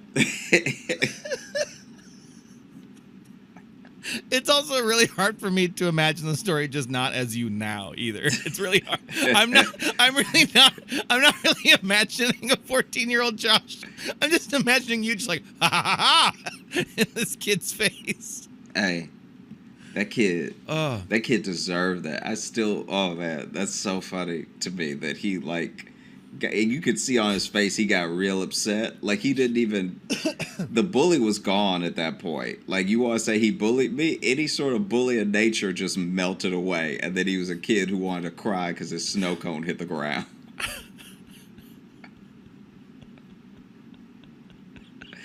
Oh man. I'm pretty sure it was the first lick too. That's what makes it even more hilarious. That's to me. embarrassing. The fact that it's like he was about to enjoy a snow cone and then he went. Bruh.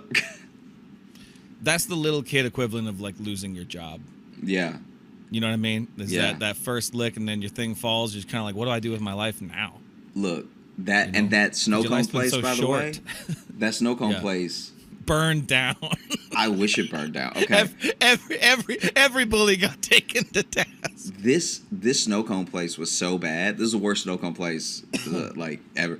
Anybody who went to school, I don't know if our listeners I don't know if listeners from my hometown would listen to the show or anything, but if you went to Peabody High School, you probably passed the snow cone stand, this little cart every day to get to school because it was just out there. It would be out there the whole year, and they would really only open up for the hot days and months. So obviously it was open all summer.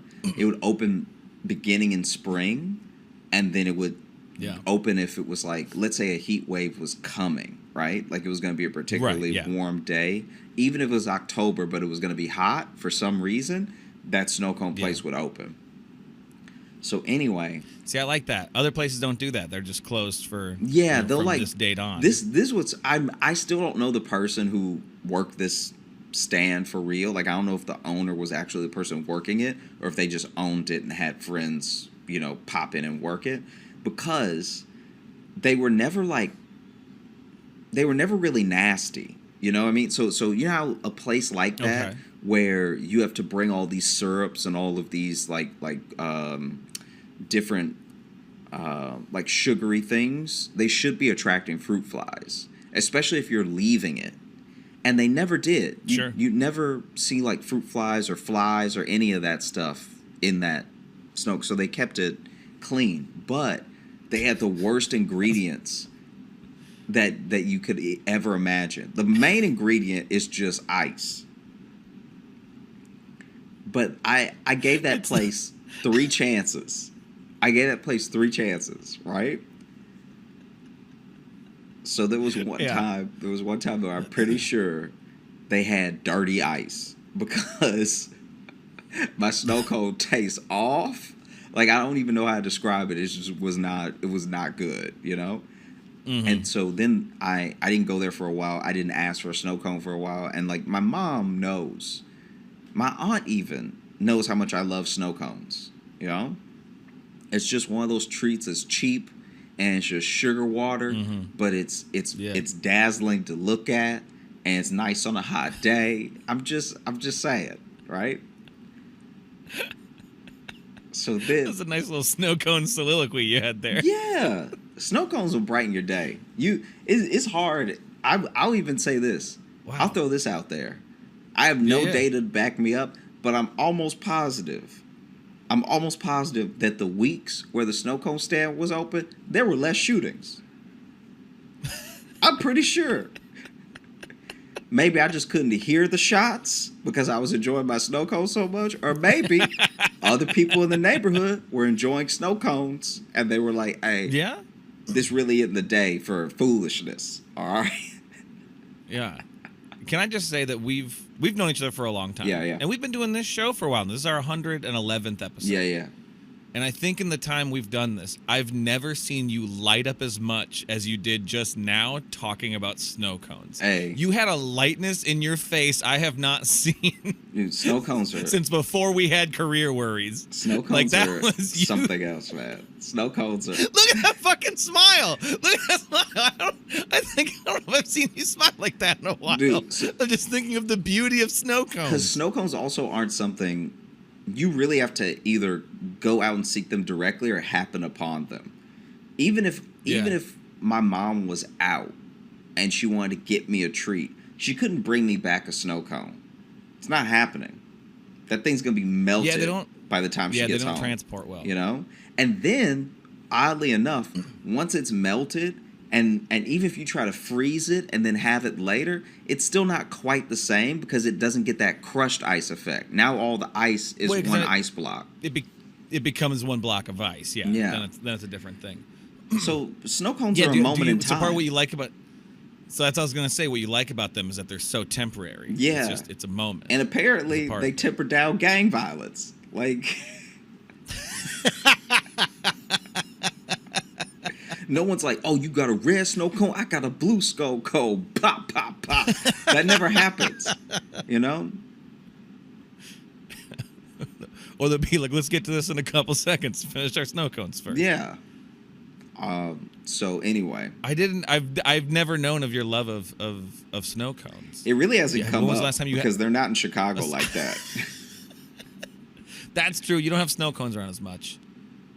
We have them around here in Iowa. We used to have our own snow cone maker. It was just a little plastic thing, but you put ice in it and then you just crush it, and it would come out as like a crushed ice thing, and it came with a crushed ice thing. Excuse me, and then it came with a bunch of syrups and stuff too. So we were living that snow cone life for a little while.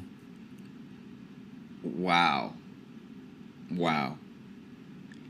What? I didn't know that about you. That's wild that you had a snow cone maker in your life and you didn't share it with me till now. Share it with you?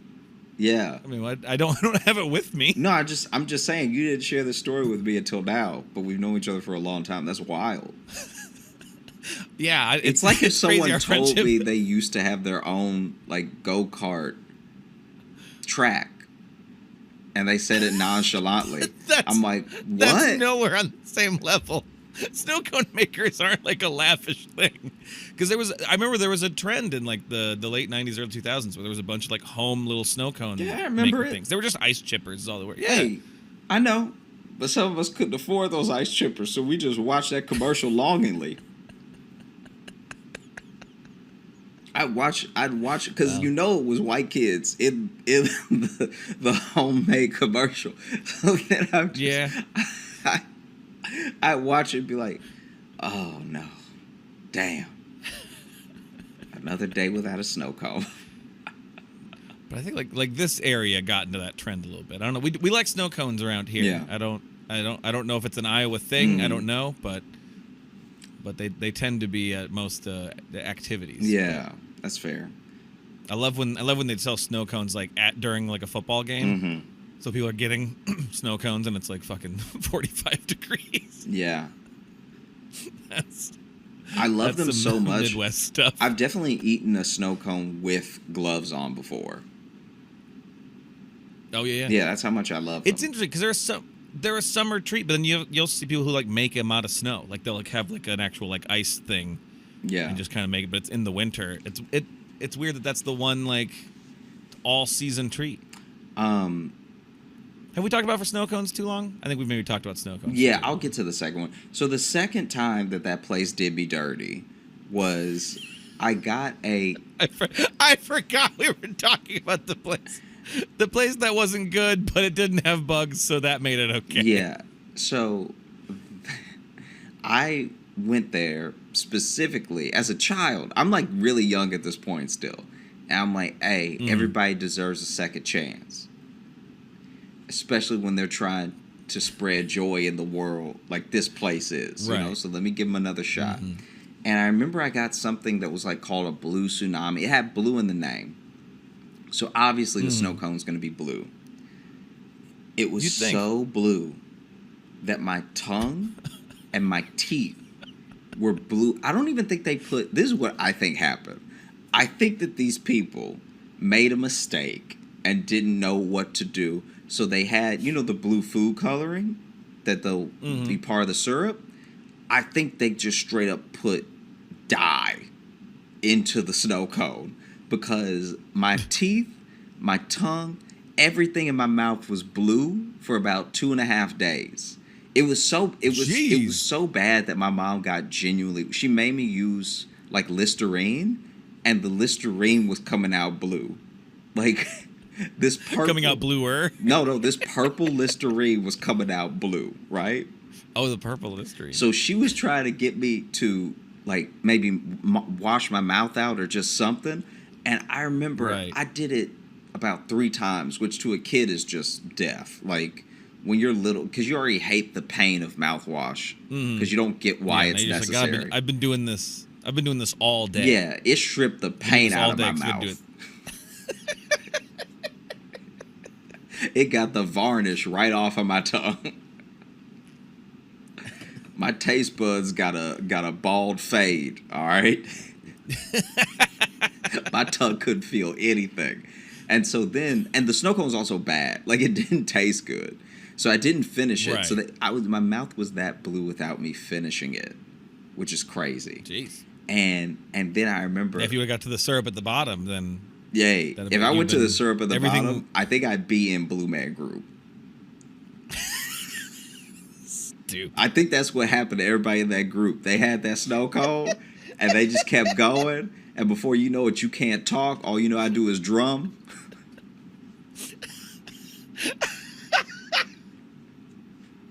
I'm telling you, man. It could happen. It could happen. Warn your kids. Protect your children. It's blue out here. Don't let your child become a blue man.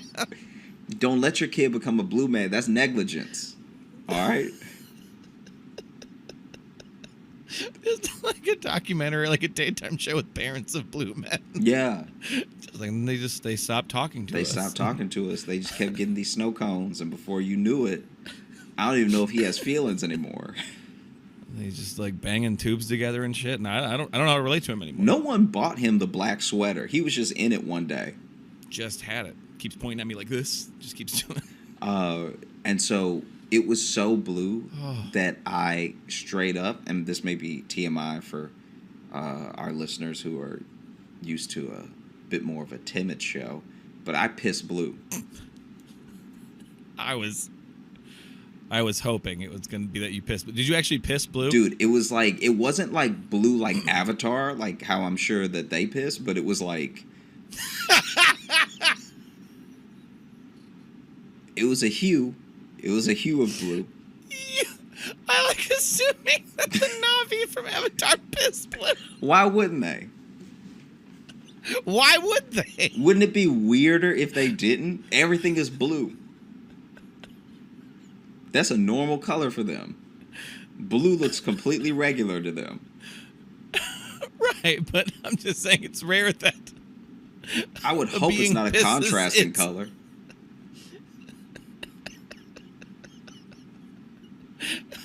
Anyway, the third time this place did me dirty. This is a Buck Wild Snow Cone episode. The third time that this place did me dirty, they had started trying to sell popcorn chicken. Okay? Okay. So, in my head, I'm like, What if we try hot food? yeah, what if we try hot food after we've poisoned all the kids with dye? No one wants our cold anymore. Let's make hot. Yeah.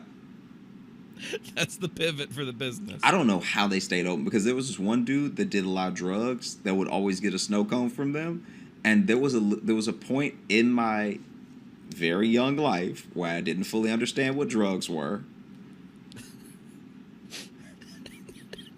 That man's addicted to snow cones. I genuinely, I thought this man was addicted to snow cones, because I would see him in other parts of the neighborhood acting wild. And he's like clearly on crack, right? So dude clearly is like a full on crack addict, but he would be acting weird. But then I'd always see him seem so normal when he would go get his snow cone. Now what I didn't know is clearly this man liked to enjoy a snow cone with his crack. Okay, that's what was happening. Because I would see him later and he'd be all wild, but he was normal before. But I didn't understand what drugs were. Yeah, you know. I mean, listen, they go together like America and apple pie. snow cone, and crack. Both icy, you know. Both icy. One just needs a little bit of heat, you know. And so then I was scared of snow cones for a little while, for maybe like 6 months. I didn't even tell anybody. But you know how you get those misconceptions when you're a kid? Scared of snow cones. I really did, because I was like, I've been eating snow cones. I love snow cones. So now in my head, I'm like, is snow cones like... I didn't know what crack was. But I was in my head, essentially, I was like, is snow cones crack? Like, am I going to be out here in the streets stealing from people? To get more snow cone? Like, you laughing, but I really thought this for a couple months. I was because I would see that dude, and this is after the blue thing happened. And the blue thing was like my Scared Straight program, because that was me being like, oh, okay, you can't trust every snow cone. You can't trust, like, you need to be careful where you get your snow cones from, because not everybody's a reliable distributor, you know? And then I was in the car with my grandma, and when we saw that guy, and my grandma knew that guy, and my grandma was telling me how smart that guy was when he was younger, when he was like in school and stuff, and how sad it was that he's like, you know, like an addict now, because that's all he does. And you're like, now, when I know, she I've said seen him. that's all he does, he had a snow cone in his hand. He was leaving the snow cone stand. Oh, gotcha. And so to me, I'm like, she said that's all he does. She didn't say all he does is crack. Why do you guys let me have these if that's what's going to happen to me? So then in my mind, I'm like, so is y'all just letting me do this in moderation? Is that why sometimes y'all tell me no when I want a snow cone? Because I remember one time when my mom was taking me to my grandma's house, I asked for a snow cone. But you know how when you're little, you don't think of the logistics of things. So I had asked for the snow cone when we had already passed the place. So she would have had to make a loop around the block and turn around just to get... And she was like, I'm not going to do all that. You should have asked me before, you know, whatever, right? So that was the time I didn't get to have a snow cone. And there was another time where we were about to have dinner. But I'm not putting these reasonings why I can't have snow cones together. All that's happening in my brain is that my grandma is like, hey, that dude, that's all he does. And he used to be really smart and he was going somewhere. And it's so sad what happened to him that, you know, that's all he does now. Yeah. And I'm just seeing the snow cone. And in your mind, you're like, these snow cones are so blue, they make you insane. Yeah, clearly, if you have enough blue snow cone, 3 blue snow cones equal 1 crack rock, you know? That's basic snow cone math right there. Yeah, because before this whole thing got debunked, like before I found out what drugs were and everything, I did see... Before it got debunked, like someone came out to prove you wrong, that it was indeed not snow cones, but a very strong drug that was affecting you. Yeah. So before any of this got debunked, right? God, debunked. This guy, I was driving home with my grandma again, and this guy was dancing in the street, clearly high, right? Mm-hmm. And so I remember what my grandma said about him last time, and he wasn't that far from the snow cone stand. So in my head, I'm like, poor guy, just can't kick it. Because in my mind, I haven't had a snow cone now for a very long time. Because after that blue thing happened, my mom specifically said we were never going to go there again. And so, in my mind, I've kicked the habit, you know? Like, I wish he could quit cold turkey like me, you know? And so the third time was because I was like, let me give them one more chance. And they had popcorn chicken. So we get the popcorn chicken, right? And this is like such a mistake. Listen, their snow cones are bad, and I think they ruin your life. But they've got popcorn chicken now. No, this is after I realized that snow cones weren't drugs. Oh, that's right. That's right. After it was debunked, I forgot. Yeah. That's right. So you realized it was safe to go back. Yeah, when I realized that, this man is on drugs. Yeah. This has nothing to do. He just likes the taste of blue tsunami in his mouth while he's on drugs. Yeah. In fact, drugs are probably the only thing that makes the blue tsunami good. Yeah, he's tasting it in a way I'm not, and can never. Yeah, he doesn't even taste the same colors I do, you know? He's tasting extra color. That's why they gave him all the extra blue. Yeah, he's tasting green.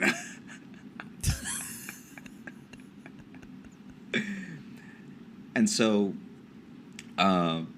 basically we get the snow cone, we get the popcorn chicken, and I was like, let me just go with something super, super regular. I'm just gonna get a banana flavor, because at least if my tongue turns like yellow, that's less noticeable, whatever. Like I'm planning ahead in my head. And then we get the popcorn chicken. Noticeable, but possibly more medically alarming.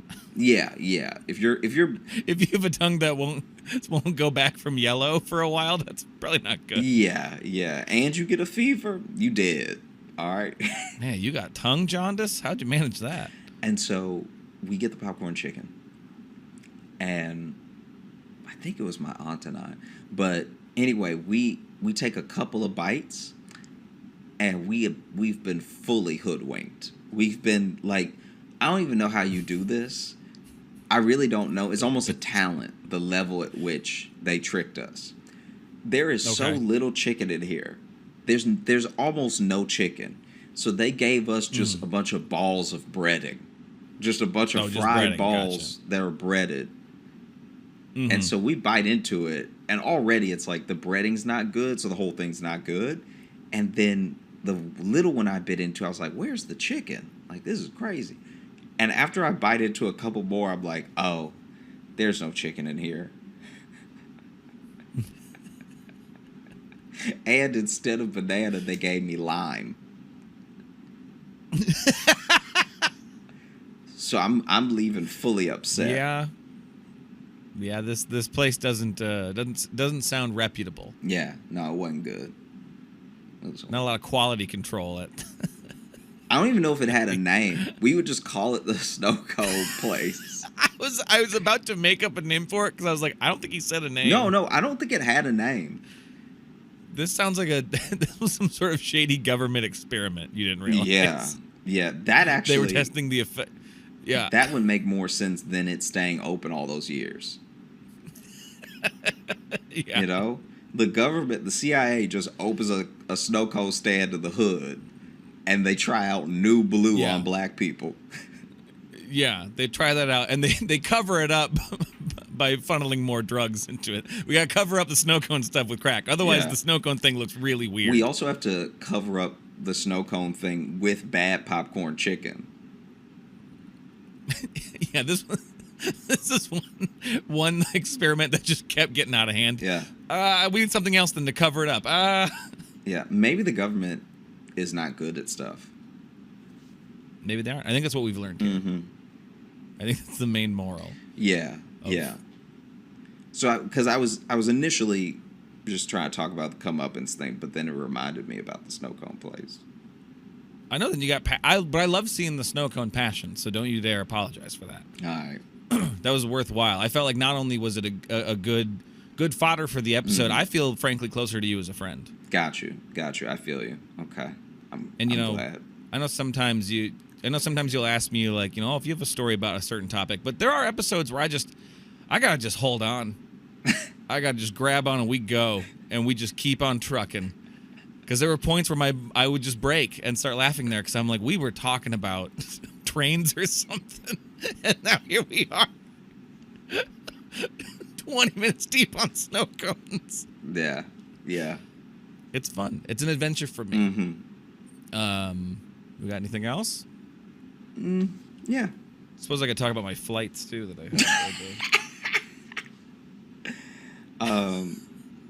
had. I thought about that as I was coming home, where I was like, yeah, let me not. There were things happening on my flight, but I was like, let me not become this dude that's just like has a podcast about his flights. Because after a while, that's gonna really like wear people down. Like I specifically told you about the majesty of flight because that was so insane. But I don't want to become the guy who's like, and then there was a baby. Like I want to be understanding of people's situations and everything. Although I will say one thing that did happen very quick is that the roller cart with all the snacks and the drinks on it. Guy in the aisle seat, that thing fully ran over his foot and it woke him up, and that was insane to see.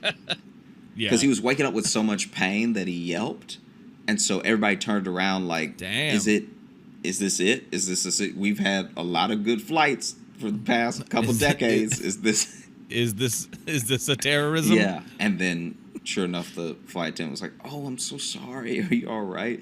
And he was like, he's also awake now, so he's just looking around. So it probably felt like continuing a nightmare. Because if my man was even having a less than great dream, and then he gets awoken by his foot being crushed. Right, yeah. Because what he did, this is not the flight attendant's fault at all, but what he did was there was no one in the middle seat, and so he had really like splayed himself out with one foot going backwards and the other foot going forward, and him like laying like sideways in the seat. Well, see, then his foot's like just full on. Yeah, his foot's full on. That's the risk you take. And so that's the risk you take getting comfy. She runs over it, and I'm sure she only got the toes, but still. Right. Yeah. But still, this dude wakes up, and he's waking up to everyone staring at him. But we're staring at him because he screamed. Yes. But if you had a dream that you were like in the Matrix or something, this would not feel like you've woken up. He may also not realize he screamed. And so everyone's looking at him. And he didn't realize he...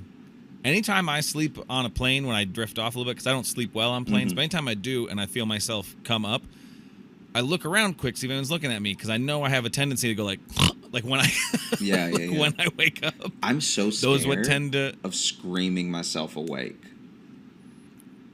Really? It's like one of my number one fears. It's sometimes why I try not to sleep on a plane. Because I'm like... Why are you... Does that happen to you? Do you scream yourself awake sometimes? I have, yeah. Really? Yeah. If I'm having a bad enough dream and I feel trapped or something, or if you have like the sleep paralysis dream where you feel like you can't move, and then or you get so wrapped up in the story of the dream that something bad enough happens that you scream, I'll scream in real life. And then I'm like, really? Yeah, it's bad. I'm surprised I've never done it when we've I know. Been in the hotel room. Well, that's what I was thinking of, because also anytime we've been in the hotel room and like you usually like go out and you're out. Yeah. Yeah. So that's why I'm kind of surprised that you scream yourself awake sometimes. It doesn't happen often, but it has happened enough that I think about it happening with like a genuine fear. Like I remember one time, especially in a flight. I remember one time I was restless. You just be, and I was like, man, I really want to go to sleep right now, but my body's so tense. I feel like I'll scream myself awake. I could feel it. In that moment, I could feel it. Like if I drift off to sleep right now, I'm gonna have a stress dream and I'm gonna scream myself awake. I just knew it. No, definitely. Yeah. I can only sleep on a plane if I'm on like the the window seat. I can't if I'm in the middle. I'm gonna be awake. I don't like being between people, and I get too conscious about like making sure I'm not like spreading my legs too far or hogging the armrests. 'Cause I know I'm like I know I'm not like a huge guy, but like I'm kind of a broader shouldered guy, so I want to make sure I'm not like I don't want to be one of those guys people complain about that have their just like legs fully open and just like taking it over. Because I even had a flight coming down to Phoenix. There was a guy in the middle, and he fell asleep immediately, just and like head down asleep, and then had his legs fully spread apart, so he had his leg against mine, but he was bouncing his leg while he was sleeping, so he was just rubbing his knee against mine, and it was it was not comfortable, and I kind of gave him some like little nudges back.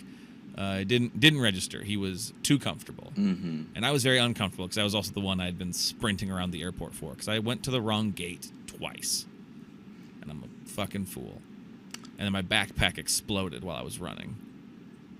Just everything fell out, and a tall German man just stood over me and was just like, "I think your backpack was open," and I was like, "Yeah." And he just sat there drinking his soda, watching me.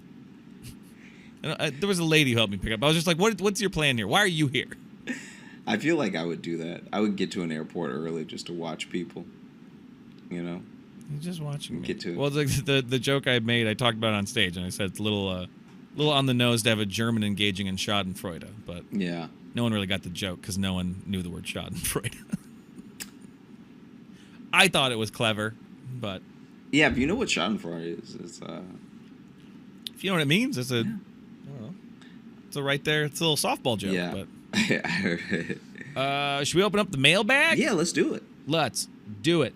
I'm excited for this one because we did a mailbag episode last episode, and we actually got an update on one of them that we actually asked for an update on. The date with the foot fetishist. Okay, let's go off from Anna. This email is called Number 99 Strange Dates Full Disclosure. So we're getting the full story here. So this is from Anna. Hey, guys. After you read my email, I was so happy you had a great time laughing since you guys are working hard on entertaining us listeners. Oh, well, thank you. We don't get that sentiment a lot. Yeah, I appreciate it.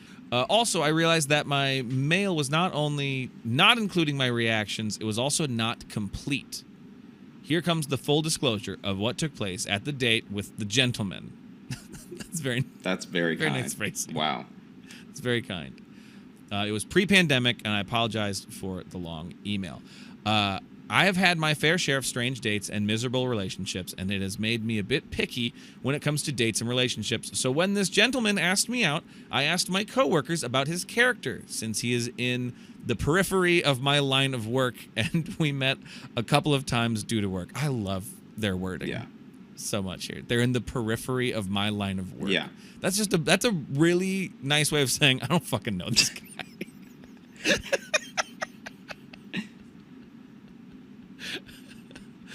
They vouched for him, so I agreed to a date. We met up outside the restaurant on a Friday after work. I had taken the time to freshen up, change to a new blouse, to my tight black office skirt and open-toe heels. I was looking forward to a nice time and some good food. As we were seated at the table, I noticed that the restaurant was full, and at the table next to us was a family of 3, a mom, dad, and a son around the age of 10. We ordered wine, and the conversation revolved around the usual topics: work, family, and so on. It was about 40 minutes into the date that he brought up his fascination for feet. Mind you, he was... Sorry, I made myself go. Mind you, he wasn't low-key.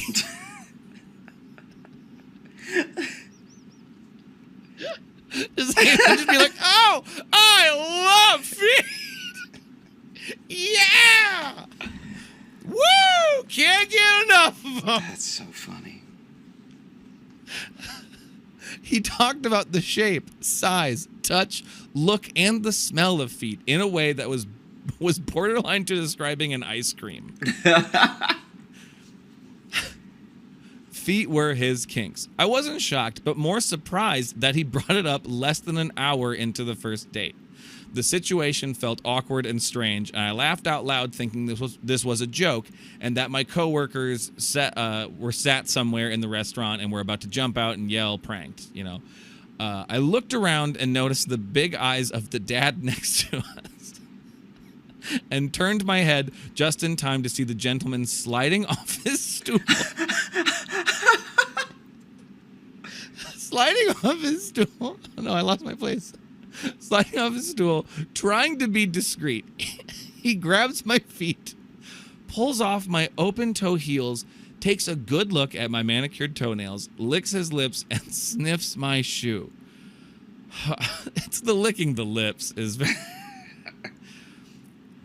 What happened next seemed to happen in slow motion to me, but only took seconds. As the gentleman sniffed my shoe, I registered something flying through the air, and I looked up from the gross image of the gentleman sniffing my shoe and saw the open mouth of the dad coughing food onto my new blouse that slowly slid down my chest. Oh. The mom made a face of disgust as we all heard the gentleman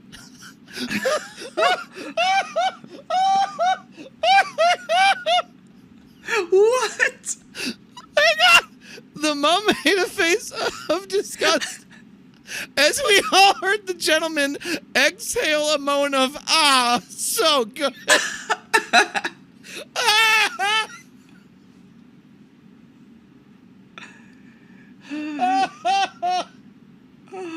Oh, I threw up in my mouth. Here I am disgusted, humiliated, and totally focused to not vomit. Deep down, I'm actually starting to get angry.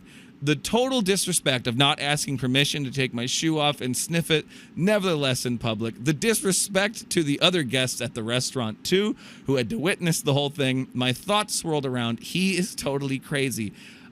And how to get out of the situation with some dignity left and the irritation of my ruined new blouse. Oh, there's more. Hang on.